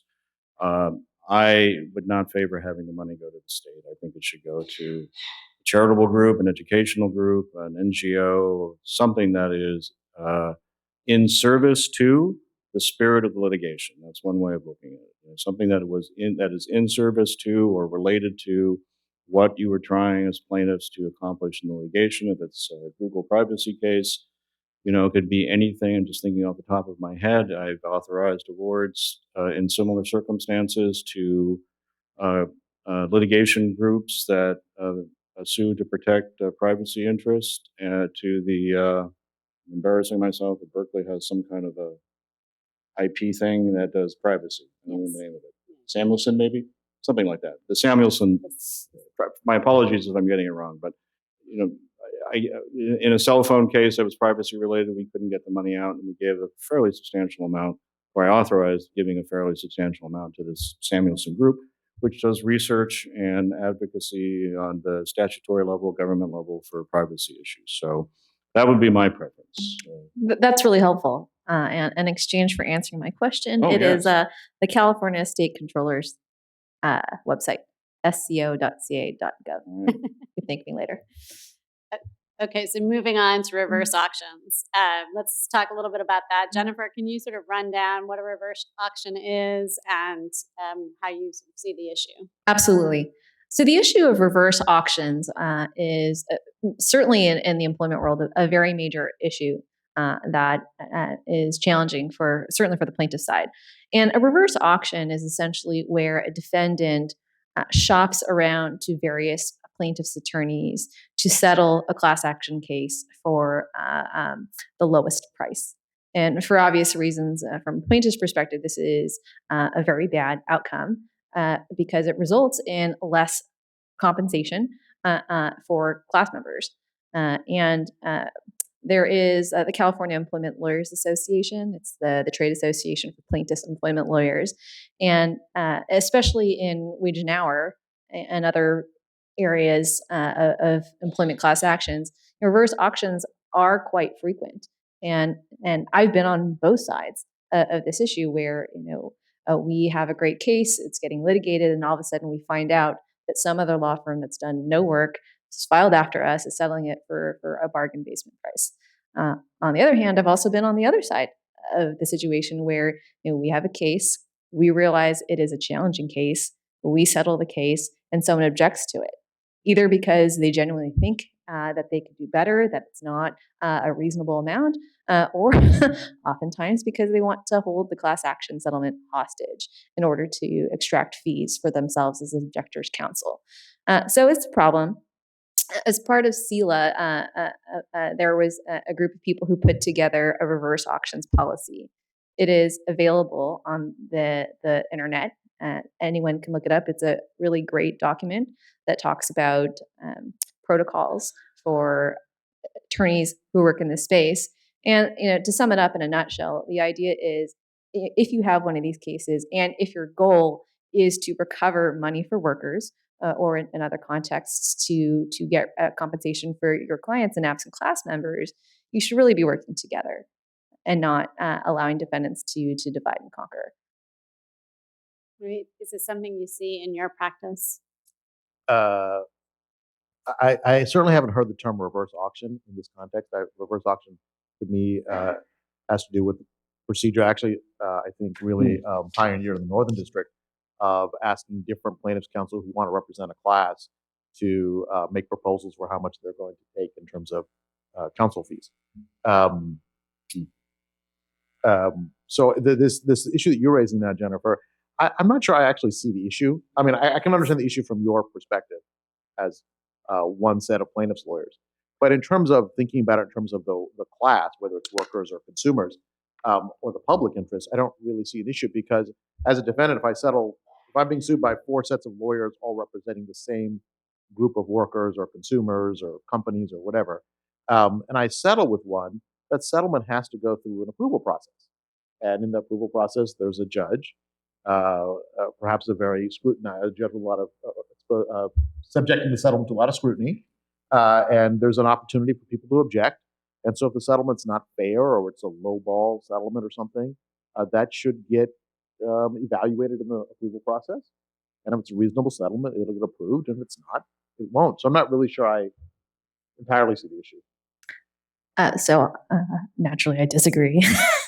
Um, so I think the one thing I do agree about is that it is an important role for courts to play to scrutinize settlements to make sure that it's not an improper settlement, because there is moral hazard here. Now, I think of reverse auctions as being a kind of moral hazard where plaintiffs' attorneys do have a financial incentive.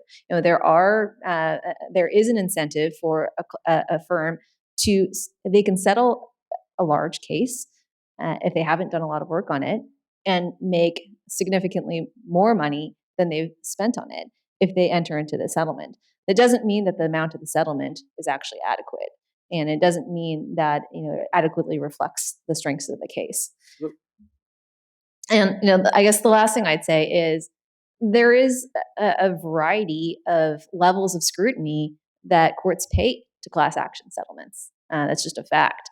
And there is also, for better or for worse, a strong judicial preference to approve class action settlements.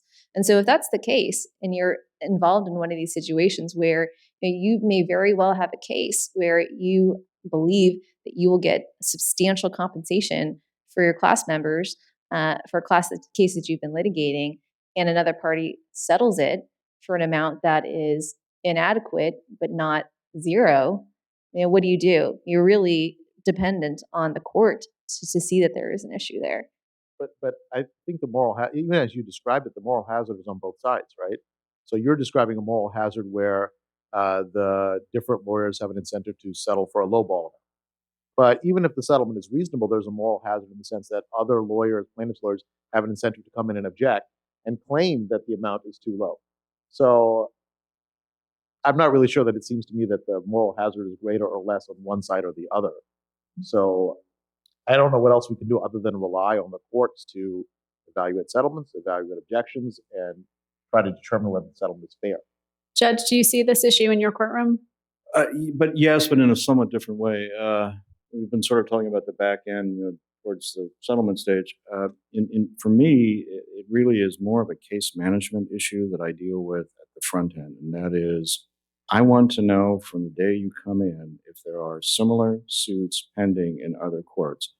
I don't want to know that because it will affect your compensation. I want to know it because I need to manage this case in conjunction with those cases. And I'll tell you, the last thing that I want, or any other judge wants, is for two of us or three of us or four of us being called on to decide more or less the same legal issues for the same putative class, or get involved in the same discovery fights, and then find that we're crosswise with each other because we didn't know what was going on in these other cases. Now, so for me, in our district, and this is unfortunately not always honored the way that it should be, you should be volunteering these other cases, the identity of these other cases. Now, they may not strictly be related cases under our local rules, which sort of deals with our district. Doesn't matter. You should be telling me in your joint case management statement, that very first important visit you have with me, that there are these other cases in the District of New Jersey, in the Southern District of New York, and the Northern District of Illinois that are all the same. I need to know that. I will be disappointed if I find out later that you knew that and you didn't tell me. And that's just for economy, efficiency, and most important, preserving scarce federal judicial resources. We are overstrapped, and we need to have some way of managing this. Now, I just had a case last week where this came up. I was third in line. There was a case in New Jersey, a case in Delaware, I think, Maryland, and then me. And it was basically the same class with the same allegations, and it was just there was just no question this was going to be massively overlapping. And I told the lawyers to go back, talk to their colleagues in those other cases, and come up with a plan. Okay, now look, if it's big enough, you can MDL it. You can go to the JPML and you can ask for an MDL. That doesn't happen very often. And right now, we just had the MDL conference in Florida, and the panel's trend is not as welcoming to MDLs as it was maybe even as recently as 5 years ago. But short of that, we can work something out. Now, it may be that your case gets stayed here in favor of a previously filed case that's farther along in another district. That's just might happen. But you have to tell us and you have to share. So when you do that, you don't have to worry too much about reverse options because you know from the get-go what the situation is going to be.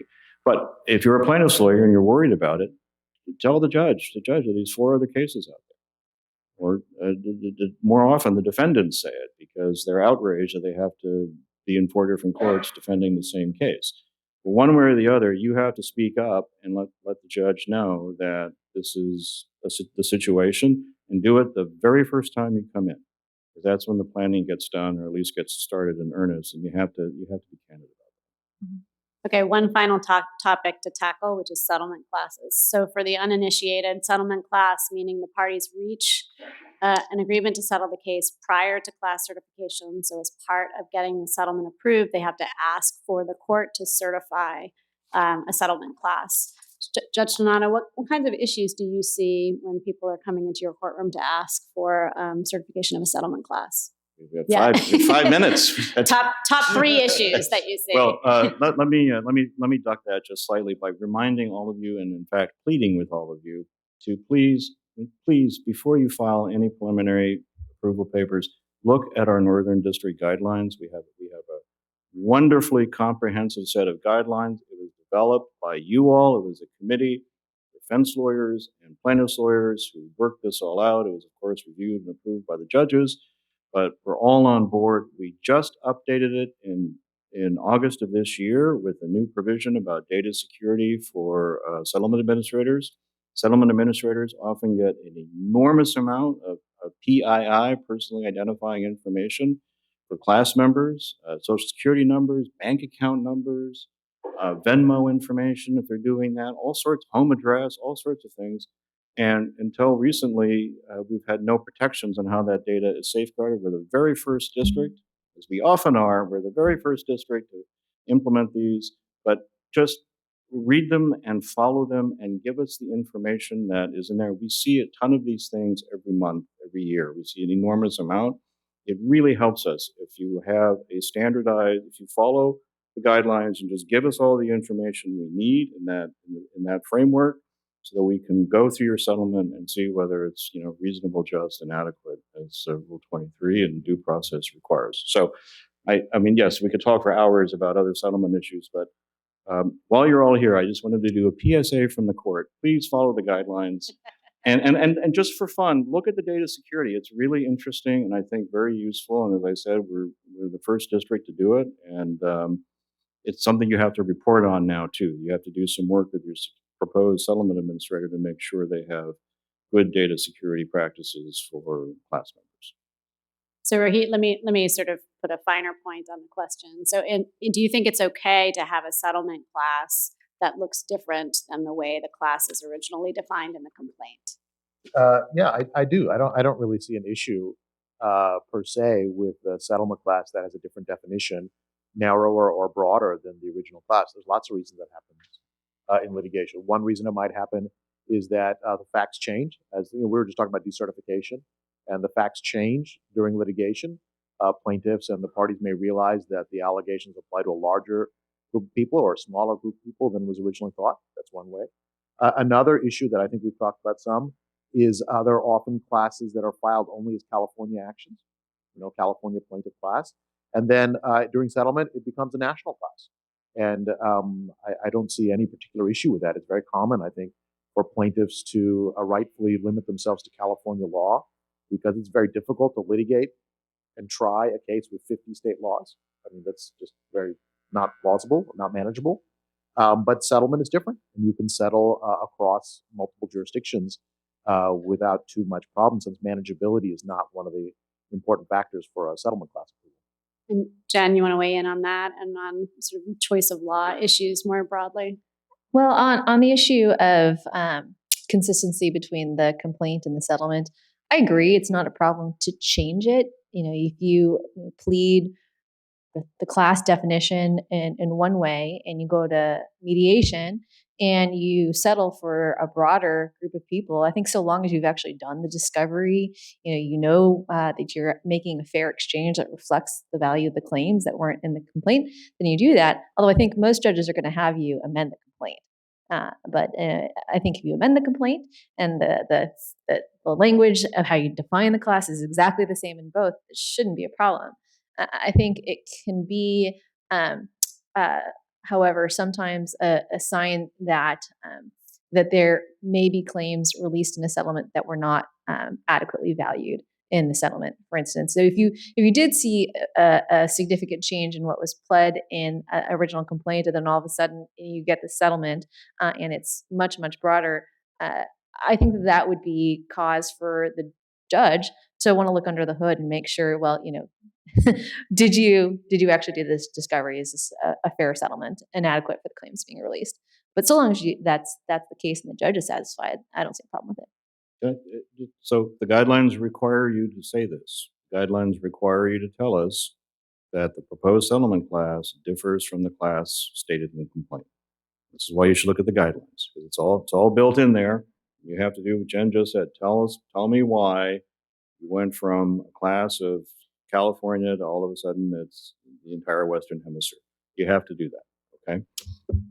Guidelines will answer all of your questions. The oracle.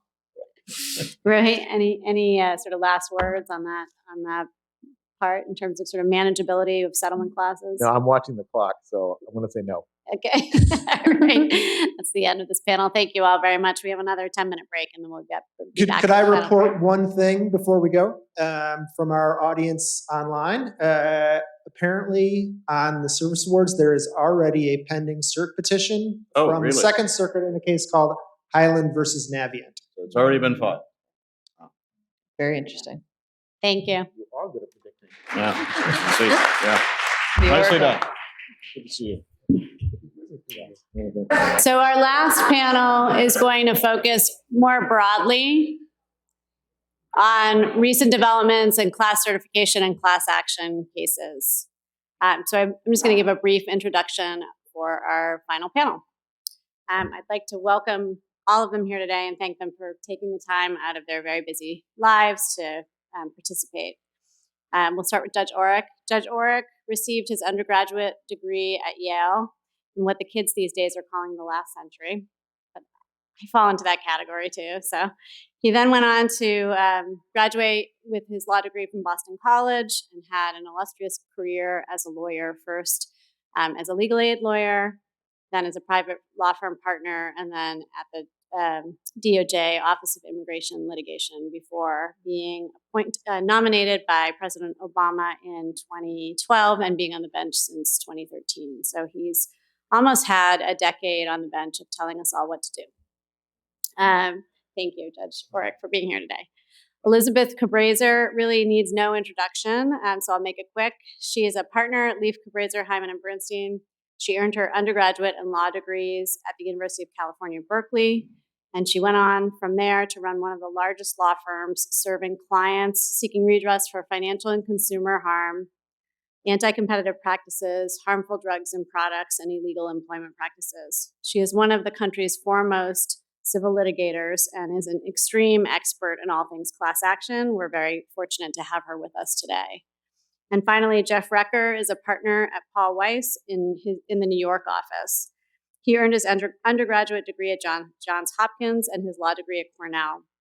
He has handled scores of high-value, high-profile cases on behalf of corporate clients in a broad range of areas, including antitrust, securities, and complex commercial disputes, and is sort of widely known as a rising star defending corporate clients in cases nationally. And I cajoled Jeff to fly all the way out here to give his perspective about how class actions are handled on the East Coast. So thank you all for joining us, and take it away. Thank you, Monique, very much. So we are going to be addressing 4 different things, basically uninjured class members, Article 3 standing, expert evidence at certification, and then other stuff. And the people who have done all of the work for this panel are sitting to my left and right. And Jeff, why don't we start with the conversation about Olean and then anything else you think we ought to be talking about?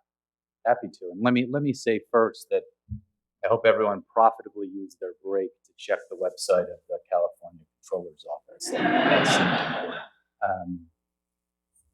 But absolutely. But as Judge Orrick said, I think where we wanted to start today was with the Olean decision. And I heard one of the earlier panelists call it the tuna case, so I may just adopt that formulation. Because I think it's kind of a good segue into some of the other issues we wanted to discuss. But as many of you know, the en banc Ninth Circuit, sua sponte, took up the tuna case and affirmed a district court decision after that district court decision was earlier reversed by a Ninth Circuit panel, affirming really three classes of purchasers: direct purchasers, indirect purchasers, and purchasers in a tuna price fixing case. And the basic dispute, and I may be simplifying this a little bit, but the basic dispute on certification was whether the class was properly certified, where you had an expert dispute. The experts disagreed over whether up to 28% of at least one of the classes was uninjured. The defense's basic argument was when it comes to direct purchasers, there are purchasers in the class, taking Walmart, for example, that has significant bargaining power that others don't. Have the plaintiffs really met their burden of showing that Walmart was subject to an overcharge, like perhaps the other members of that class might be too. As I think another panel mentioned earlier, Supreme Court denied cert a couple of days ago. We'll spare you all our prognostications about what it might have done with that cert petition. So a couple key issues we think were addressed by Olean, and then I think there's some open questions that I'll take the easy part of setting the groundwork here, and then I can turn to my more talented panelists here. But a few key issues from the tuna case. So Ninth Circuit made clear that it's a preponderance of the evidence standard on Rule 23. I think, that's the clear trend. There may not have been a great deal of doubt about that, but it's now quite clear from the Ninth Circuit.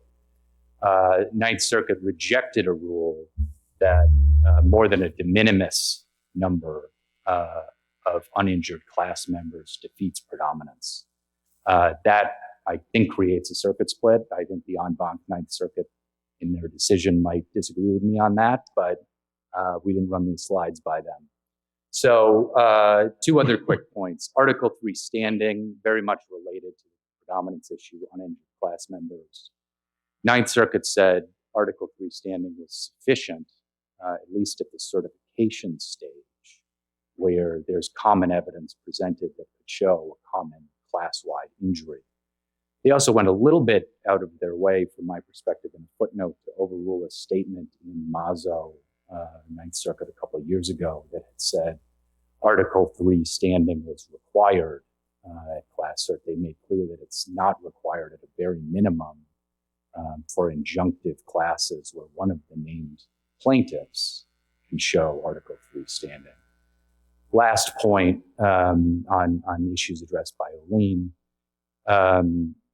Basic holding on the uninjured class members point is the district court didn't need to actually resolve that expert dispute, where on the one hand you had the plaintiffs arguing that all of the class members were injured, and on the other hand you had the defense expert arguing that up to 28%, 26% of the class may be uninjured. It's sufficient if there's evidence, admissible evidence, that shows that issue is capable of resolution on a class-wide basis. So, as I said, circuit split on the de minimis rule. DC Circuit has a case, both antitrust cases. First Circuit has a case. DC Circuit at least suggested 5 to 6% is probably the outer limit, in their view, of what would be a de minimis number of uninjured class members.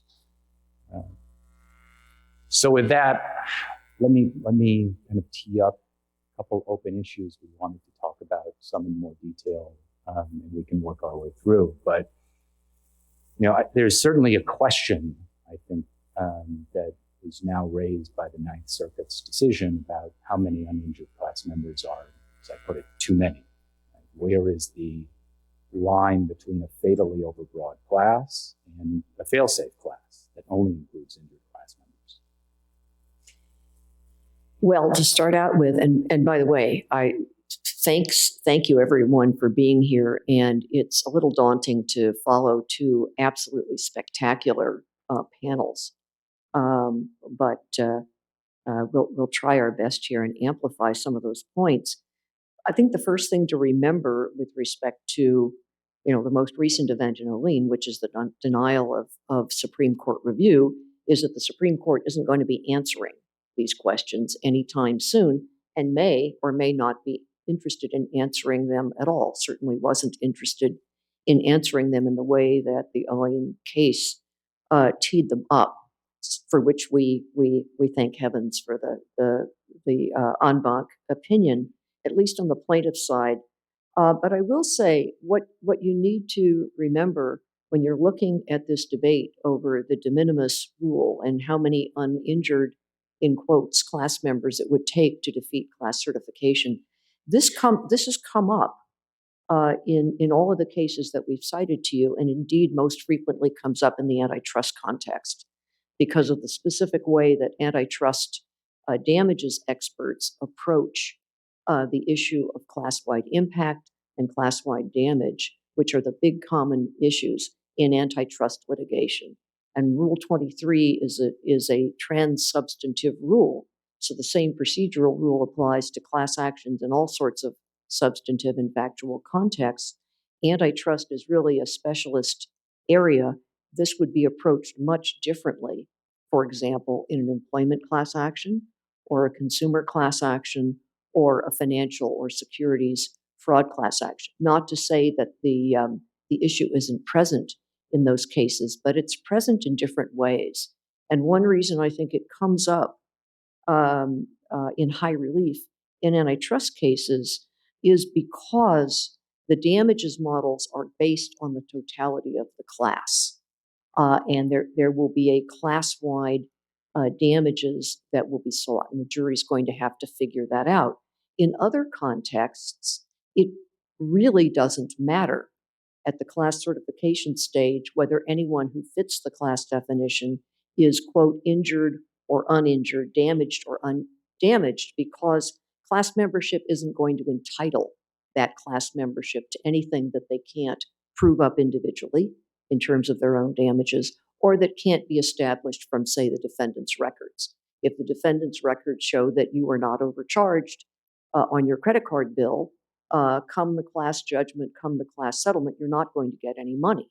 You're in the class definition because it was objectively defined, and that means you're bound by the outcome of that case. So the class mechanism is accomplishing its preclusive and predictive function, but it's not giving a class member a free lunch or a free ride. Class membership itself, in most of these contexts, is not going to be an entitlement to something that would not otherwise be forthcoming. And so it's a big deal in antitrust litigation, although in the Ninth Circuit it seems to be resolved. But I don't think it should be a problem in other contexts. I think the more salient issues are the related issues of Article 3 standing, which there is an intersection with injury versus non-injury, and at least in some other circuits, not the Ninth Circuit so much, although it keeps threatening to come here, is the idea, the non-Rule 23 principle of ascertainability, and we'll get to that a little later. But these concepts or issues or arguments all relate to who gets to be in the class and what do class members get. I agree with almost all of that, except for Elizabeth's fondness for the en banc decision in Olean. But no, it's certainly, certainly uninjured class members is front and center in antitrust cases where you have issues like antitrust injury, where folks injured in a way that the antitrust laws were designed to prevent, where injury is really a function of what can be fairly complicated regression models and competing regression models. So I think you'll continue to see that there. And to Elizabeth's point about Article 3 standing, I mean, in a lot of these other cases where you see this question about injury, it's very easy to tell whether class members, or at least some significant subset of class members, were in fact injured. We have an Eighth Circuit case that we cite amongst the slides where it's a consumer class action about ATVs that supposedly overheated, and you can tell whether someone was injured by their ATV because they overheated or not. And there were issues about class members who resold their ATVs, and you have some individualized versus common issues there that are a little bit easier to develop and grapple with, I would say, than kind of a complicated antitrust regression model. So the thing that sort of slops into standing, and maybe we go there, is being sure which panel you're going to get on the Ninth Circuit and what they think about whether this is a de minimis problem or an injury problem. And I have a distinguished panel that sent back to me a class to make sure that I had determined that everybody in the class definition could be injured and would have standing. So the circuit is paying much more attention, I think, to all the particulars of classes in a way that it didn't before, and so in this place, particularly for standing, you do have to pay close attention. So maybe we should go there. Right. So we've got I think the Eighth Circuit case I mentioned is on this slide. This from my perspective is something of a developing area of the law. Is this on? All right. Well, I can yell. That's fine. And he just did. Everyone in this room can tell me to quiet down, but at least the folks remotely can hear. Look, I think, courts, from my perspective, are continuing to grapple with this Article 3 issue, and it's a difficult one. I mean, we know, TransUnion told us quite explicitly, unnamed class members can't recover if they don't have Article 3 standing. Now, when do you address that issue, and how do you address that issue? Is it done at class certification?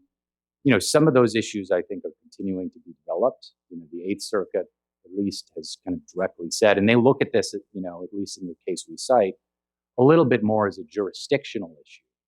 And other cases will take it on in terms of Rule 23, look at it in terms of a predominance analysis. Are there really going to be issues about, a significant number of class members, whether or not they have standing? Are those questions going to predominate over the common ones? So, at least from my point of view, there are a number of different ways courts are kind of looking at this question. And I'd also say, at some point it needs to get resolved. And, to me, there are questions about when that happens, how that happens, and what the evidence looks like. So, for example, after Olin, I think if that case ultimately goes to trial, there will be an issue about whether there are uninjured class members. And, the Ninth Circuit has said it's effectively a jury issue. The plaintiffs, I presume, will present a econometric model that shows the class in total was injured. And the jury may agree with that. They may not. But the defendants, I assume will argue, I will probably argue that we're entitled to put on evidence of, individual unnamed class members who were not affected by the alleged overcharge in our view. So, and what does that look like? How much discovery is taken from unnamed class members that goes to standing issues, that goes to injury issues? What does it look like at trial? Do we have mini trials on some of those issues? And it really is going to boil down to trial structuring, trial planning, trial phasing. I think Olin is definitely a continuing saga. And the courts are continuing to have this conversation back and forth about what standing requires, what standing even means at particular stages of the case. There's a 2022 Ninth Circuit decision, the Inri Apple Inc. Device Performance Litigation. It's 50 F. 4th, 709. And we didn't put it on the slide, but it is worth reading on this issue because it continues the discussion of what standing means at various stages. And the Apple device litigation decision sent back a class action settlement. This was done at the settlement phase, and that matters. This case had not gone to trial. The Ninth Circuit sent it back down to the district court to make additional findings on other aspects of the settlement. But with respect to the standing objection, it said that the plaintiffs were not required to demonstrate standing at a pretrial phase to the extent they were required in TransUnion versus Ramirez, which had gone up to the Supreme Court from on a full trial record with a jury verdict and an affirmance of the trial verdict by the Ninth Circuit. So at that point, there was evidence with respect to injury to one part of the class and not, the Supreme Court held, to another part of the class. So when it came back on remand to this court, part of the class had standing. Entitlement to damages is now settling its claims. The other part of the class is following Justice Thomas's advice in TransUnion and going to state court, where Article 3 standing is not a thing. That doesn't answer the question definitively of what thing Article 3 standing is, except to say that the Ninth Circuit cleverly, directly quoted from the Supreme Court in Lujan versus Defenders of Wildlife, which is the classic standing decision, to say that the specific facts set forth by the plaintiff to support standing must be supported adequately by the evidence adduced at trial if the case gets there. But prior to trial, standing need only be demonstrated with the manner and degree of evidence required at successive stages of the litigation. So to the Apple device case, the fact that the litigation was settling prior to summary judgment and prior to trial meant that it was the allegations in the operative pleading that mattered in terms of determining standing or not. And I think this issue is going to continue to come up in class action settlements because they typically, not always, but typically will settle prior to summary judgment, at which case the standing requirement is much less demanding than it would be if the class had survived. This is a little ironic or paradoxical, if the class had survived a summary judgment or even won at trial. So in the case that I get to work on again from the Ninth Circuit, the employers had lists that would show easily 2/3 of the class as defined had standing, had been injured, had records to get another percentage out, but there were still going to be some people that they didn't know, that the parties didn't know whether there was injury or not. And as to those, something that has been done in our court now a couple of times, we're just having little claim forms for people to say, I was injured, I had this. And as long as it comes back, that's enough for the purpose, for this particular purpose, to get over the hurdle for the Ninth Circuit, we think. And is there any mechanism in that case for testing the answers on those forms that are Not at submitted? that. It's got to be a no. Nor will I call anybody in and say, "Did you really get injured here?" Eventually, at the end of the day, for payment, there's going to be some claims process that will do that. Testing. Yes.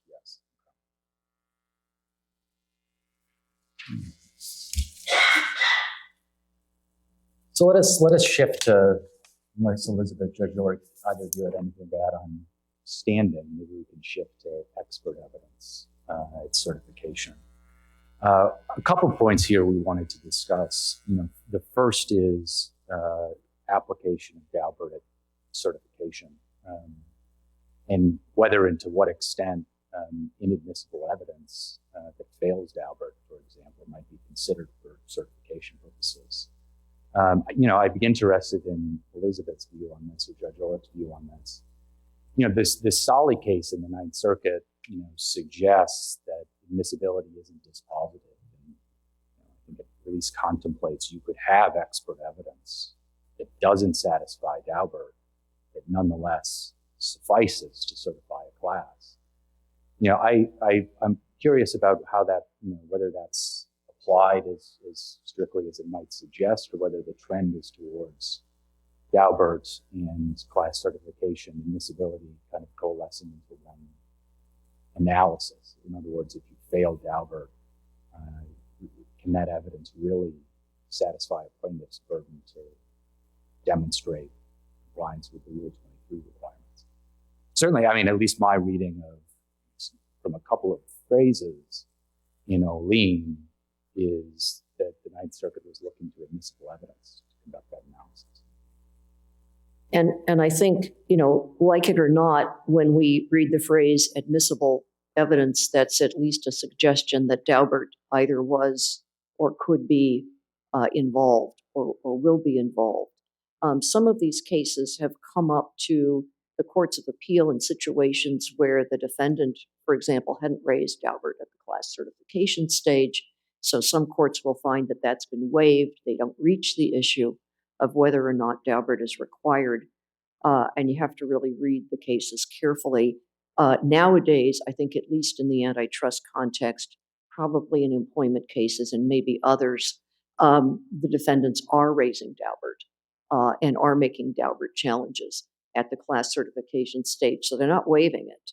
And then the question is going to be whether that inquiry is required or not, and then whether or not you have to win a Daubert challenge and have the evidence be admissible as if it were admissible at trial in order to have it support class certification. And again, you have to read the cases carefully because there remains an almost vanishing distinction, which every so often the courts of appeal try to re-articulate, which is that class certification is not a determination of the merits. We all know that, right? Class certification does not rely on whether or not you're going to win at trial. But given the trends in standing, where plaintiffs have to prove more and more that they would win at trial before they can even file a case, right? The cart and horse sequence seem to be slowly getting reversed, although the Supreme Court has warned against that in AmChem. And so the question is, if a class certification expert is being exposed to a Daubert challenge at the class certification stage, is that Daubert challenge limited to their ability to provide admissible expert testimony on the issue of class certification? In other words, is this a class-wide question? This, the question that is supposed to be the common question of fact or law or damage, even in antitrust impact. Is that a common question? Meaning, is it susceptible of class-wide proof or not? And so, because the courts have held that plaintiffs have the burden on a preponderance of the evidence standard to prove satisfaction of the applicable requirements of Rule 23, then at least there's some logic to the idea that you would have to do that by admissible evidence for class certification. That, of course, might give a plaintiff who can't meet that the first time around a second shot because you can always try again with class certification to bring in the right experts at the class cert stage, and then for sure make sure they have the right experts, obviously at the merit stage, if they get that far. But it's hard to see, looking back at the Daubert decision itself from 1995, that the Supreme Court ever foresaw that this would become an issue at the class certification for class, as part of the burden of meeting class certification requirements. But it's here. And so, of course, I think courts are taking the more prudent course or the more rigorous course, if you will, and saying, okay, if there's a Daubert challenge at the class certification stage, I'm going to resolve it because I want to make sure that my class certification decision holds up when it gets up to the Ninth Circuit panel or at least the en banc, which seems to be the final destination of all important class certification decisions in the Ninth Circuit these days. In fact, I think the defendants in Olin didn't make the They Daubert didn't. motion. They The didn't, Ninth and there's a Circuit held reference to that. They waived any arguments as to admissibility. So, I do think you're starting to see, certainly, it's been around for some time, but on the defense side, making sure you make those Daubert arguments at class certification. If you think you have a meritorious argument, unless you waive an admissibility question at the certification stage. Right. And to your point on the Supreme Court in 1995, I don't think they had a clue that there would be so many darn class actions that are now filed in virtually all categories of cases as there are now. And in order to get a class certified, you have to have a plausible theory. And if you need to rely on an expert, the expert's going to have to pass that Daubert challenge in order to make it work. If what the expert has to say is critical to, as it usually is, the common damages analysis. And if as a practical consideration, what this all means, of course, is that when you're bringing a class action and designing a class action, you have to be thinking from the trial backwards. You have to start with the elements that the court is going to instruct the jury on. You have to figure out what expert testimony you're going to need to support all of those elements. You have to look at Daubert. You have to internally challenge the methodology of the experts you're going to rely on. And I would also suggest every so often, the Supreme Court does look at an actual class action trial or the design of a class action trial. And it's fascinating to read those cases to see what the court thinks is an adequate trial. So, for example, the Olin decision cites two Supreme Court cases on the same page, the Tyson Foods case, which went up from a trial on workplace underpayment or non-payment for donning and doffing time. The Supreme Court affirmed that trial, that class trial.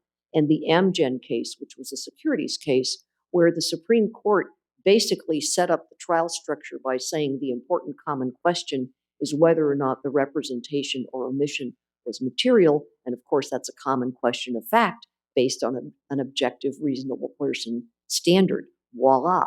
So there was the trial mechanism right there. It doesn't happen.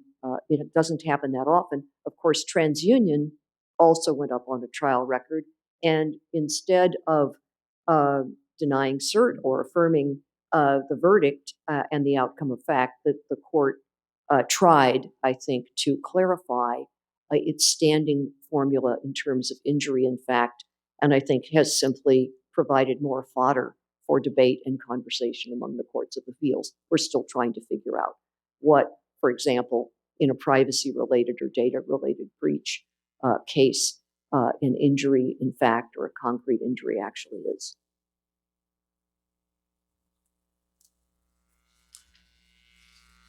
And I'm not sure that experts are useful on that. We need legal historians for that because this has to involve some sort of harm that was recognized in the 18th century. So we need to think about those things. What people that went on iPhones back then were concerned about.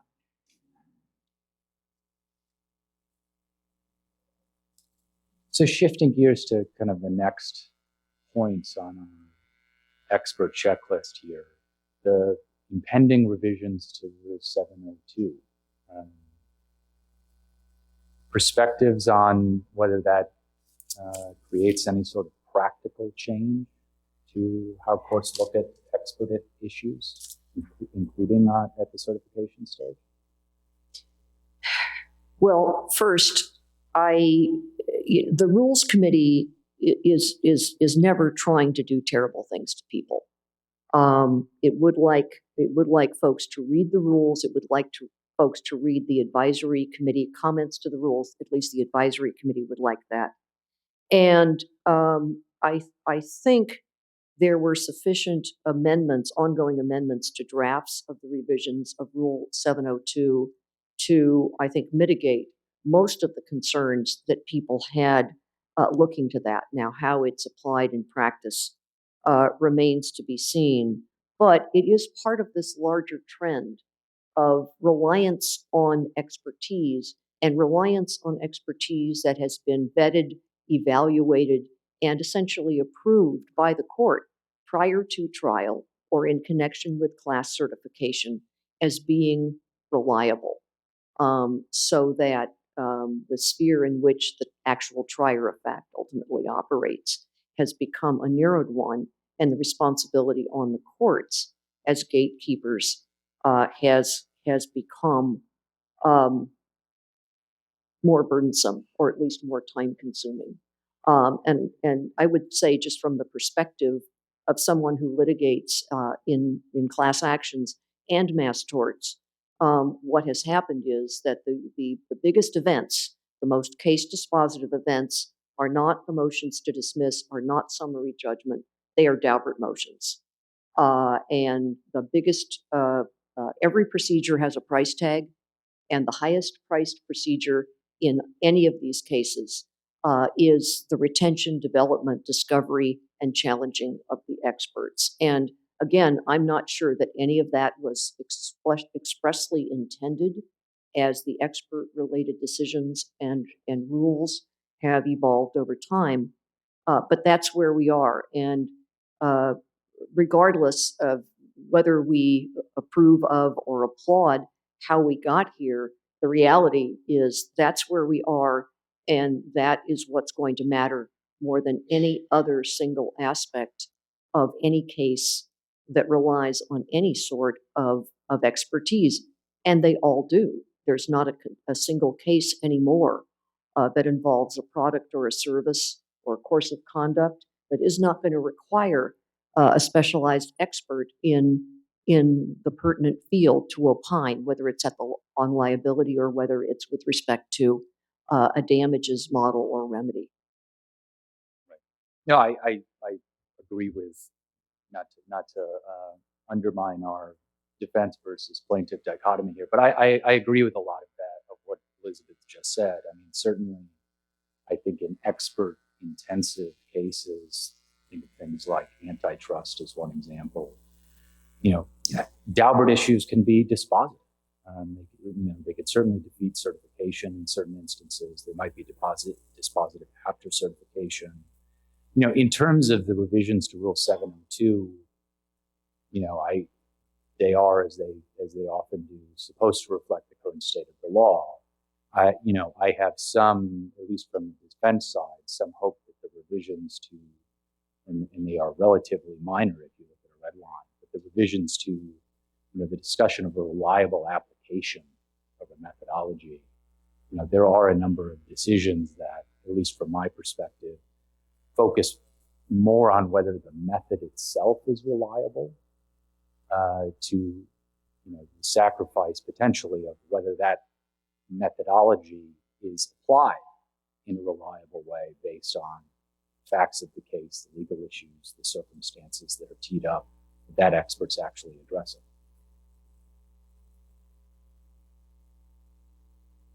I'm always a big fan of not changing the rules, and when I spoke with the Rules Committee, I always worry when rules change.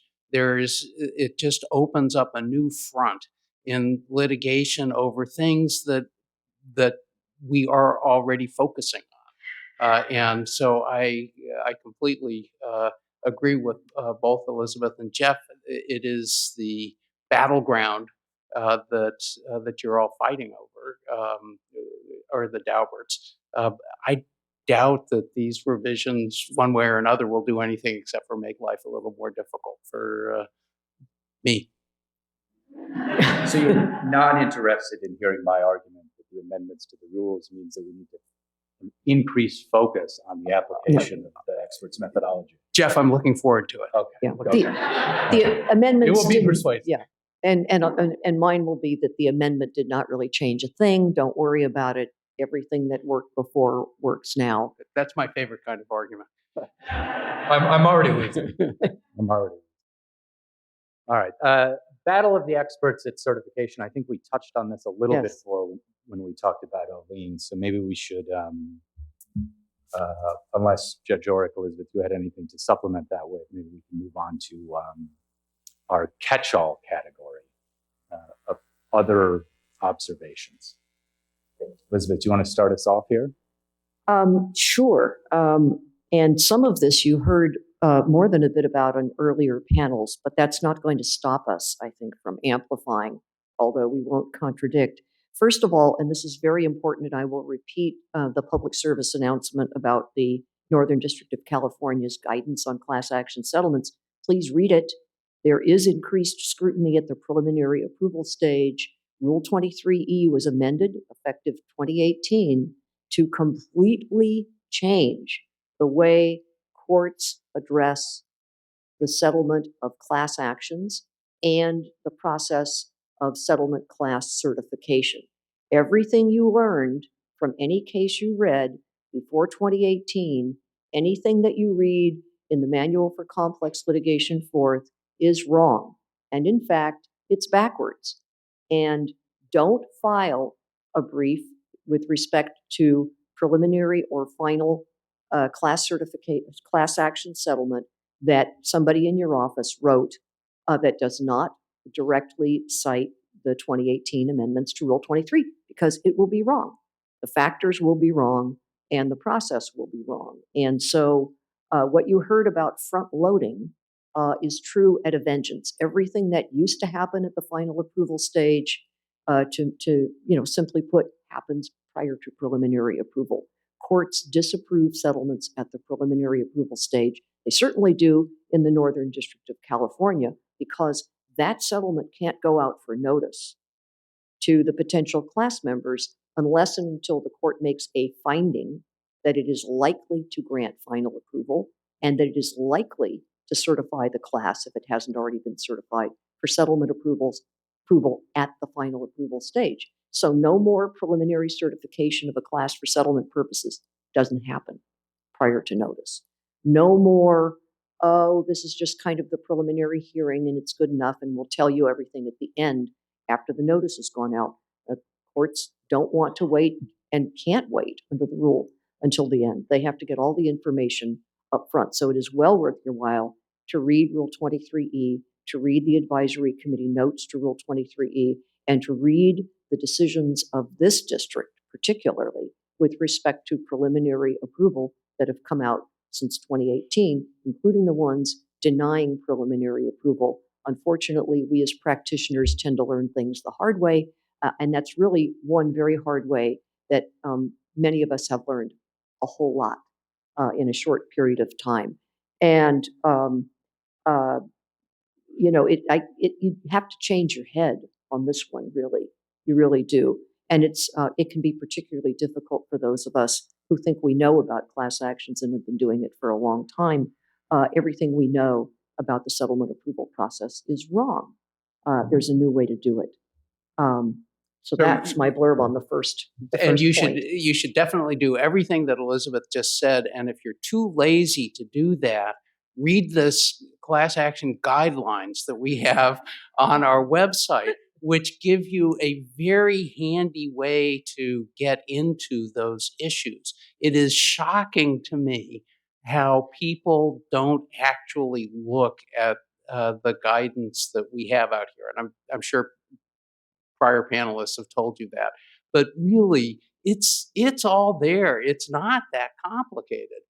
So do what Elizabeth said and you'll be smarter about it, but definitely read the guidelines. I will just add even a New York perspective on that. I did heed the PSA. I did read the Northern District of California's class settlement guidelines.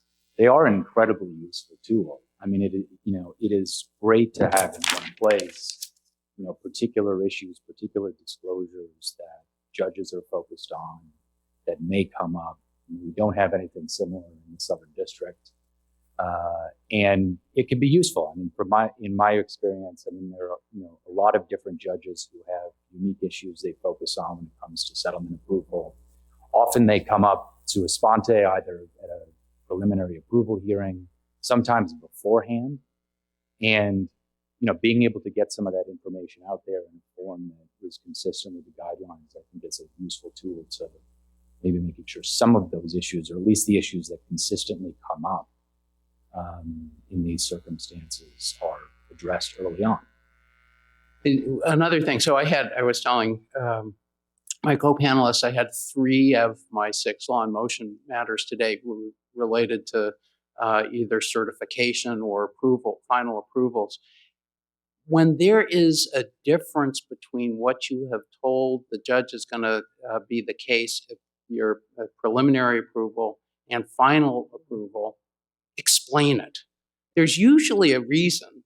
Sometimes it's a good reason. Sometimes it's a reason, but explain it, because otherwise it's going to hold you up. And that, on any number of levels, from costs to number of class members with notice, to whatever it is, any distinctions, point them out, because otherwise we'll point them out, and it'll delay approval.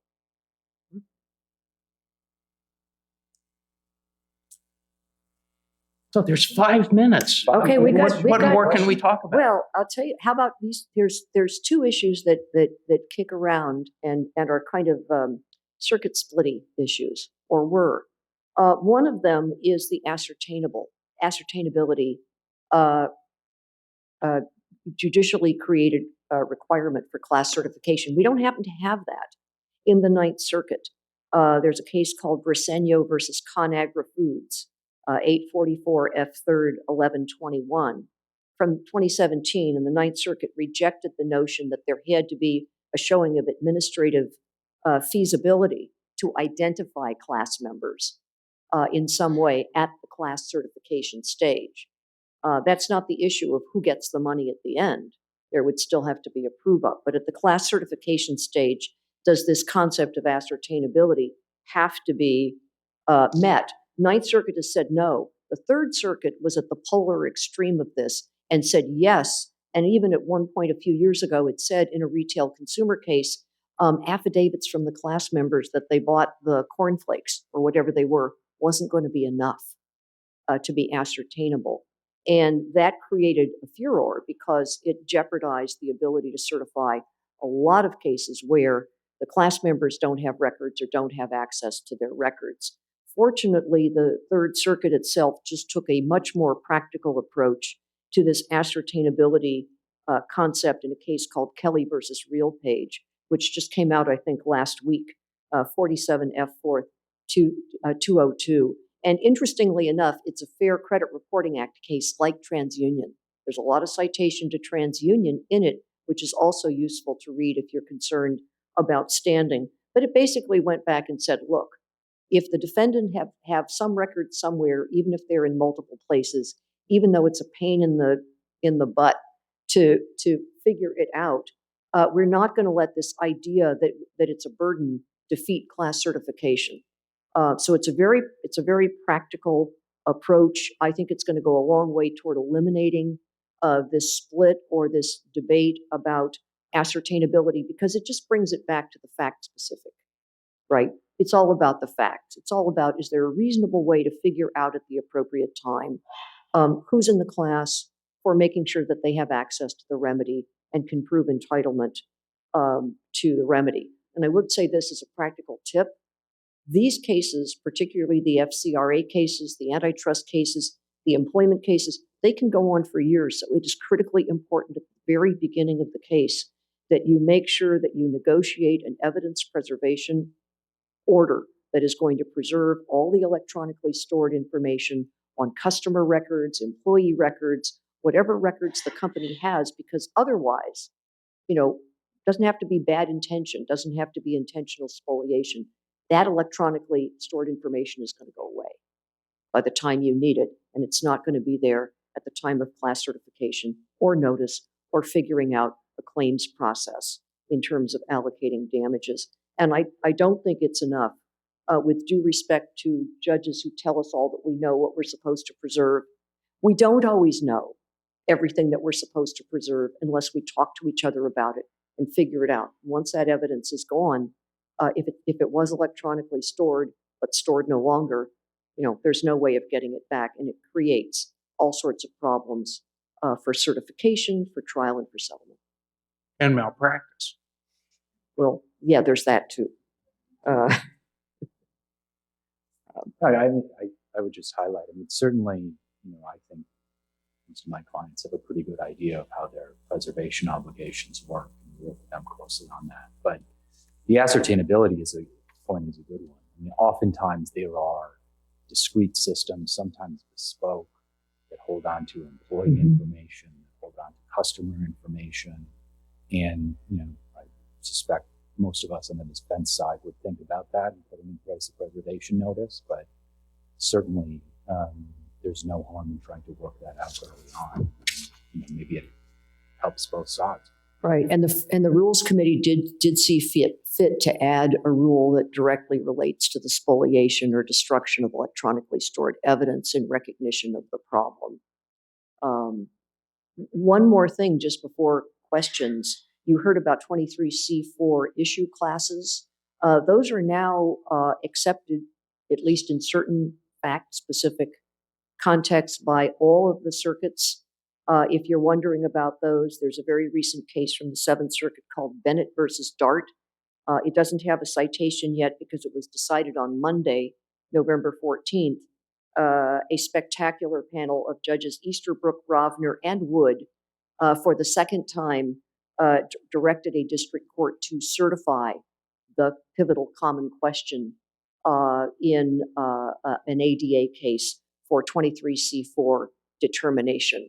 And so there are times and places when it's a valuable thing to have or do if you've got that issue that's inescapably common and is pivotal to the case, particularly in a case that's going to involve injunctive relief as the remedy, as was this case. There wasn't going to be a big damages issue. And I will tell you, in that case, you would not want to have been the district judge who was on the other end of that opinion.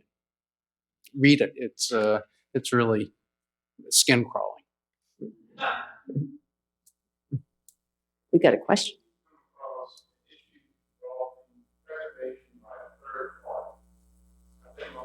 Recently, where we discovered that the data that were required were maintained by a third party and could have been purchased by the vendor, but not. Would it have been possible that anyone had the data get a third party to give them a process? Yeah, this is a question about evidence, the electronically stored evidence, I presume, that's in the possession of a third party, not the defendant. And how does one access that? How does one know that it's there? It's worthwhile that this is such a common situation now, where storage and preservation is outsourced to a third party vendor, that it's very much worth asking your opposing counsel that issue, that question right off the bat in the initial discovery conference, so that you can take steps to either subpoena, or if you have to, buy or pay for the storage of that information if it's information that you're going to need. It's a very common situation. And I think if you're a defendant in that case, I don't know all of the facts. I think you'd want to think about whether there are any agency issues there, whether that's a consultant of yours, whether you have preservation obligations. Otherwise, if it's a third party you're interested in, presumably you could subpoena them. May be subject to their own preservation. Right. It sometimes intersects with HIPAA concerns or privacy concerns. Banks will sometimes tell the plaintiffs, we can't give you our customers' records, even though they're your class members, because of privacy concerns. The same thing happens in the personal injury context. One thing we've done is to have those records transferred to the custody of a third party, a neutral third party. We don't see them, but we know they're safe unless and until we need and can, negotiate an appropriate way to have access or to have to give a third party access for class notice purposes, for example.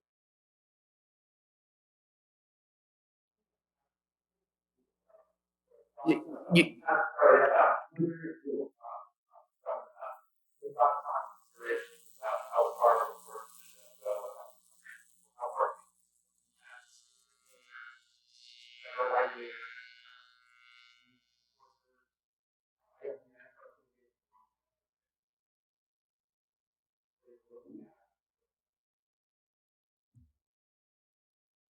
I didn't get the question.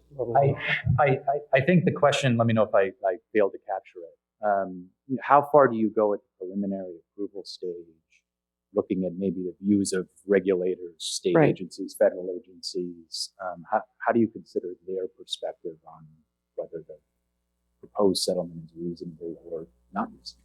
Right, because under CAFA, they get to weigh in, attorneys general most frequently, but others too, federal regulators can weigh in on class settlements.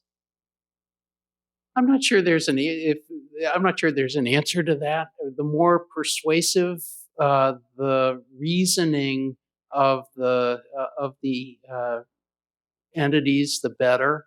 The more it matters to me.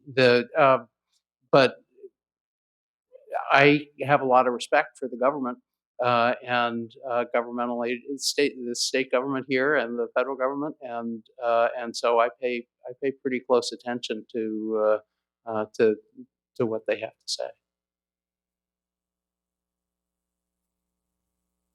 We did have one question online, which concerned the TransUnion case. The question was whether there's any significance to Justice Kavanaugh's use of the word harm rather than concrete injury in fact.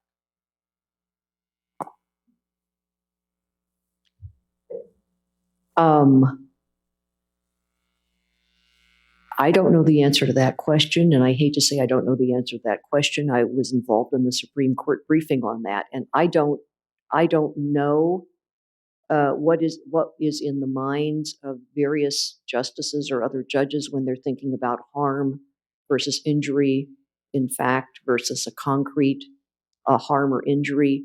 I do know that there is a semantic problem that we all have to pay attention to. When we talk about injury, we often think of personal injury. When we talk about harm, we often think of physical or emotional harm. When we talk about damages, that's when we're thinking about economic harm or injury.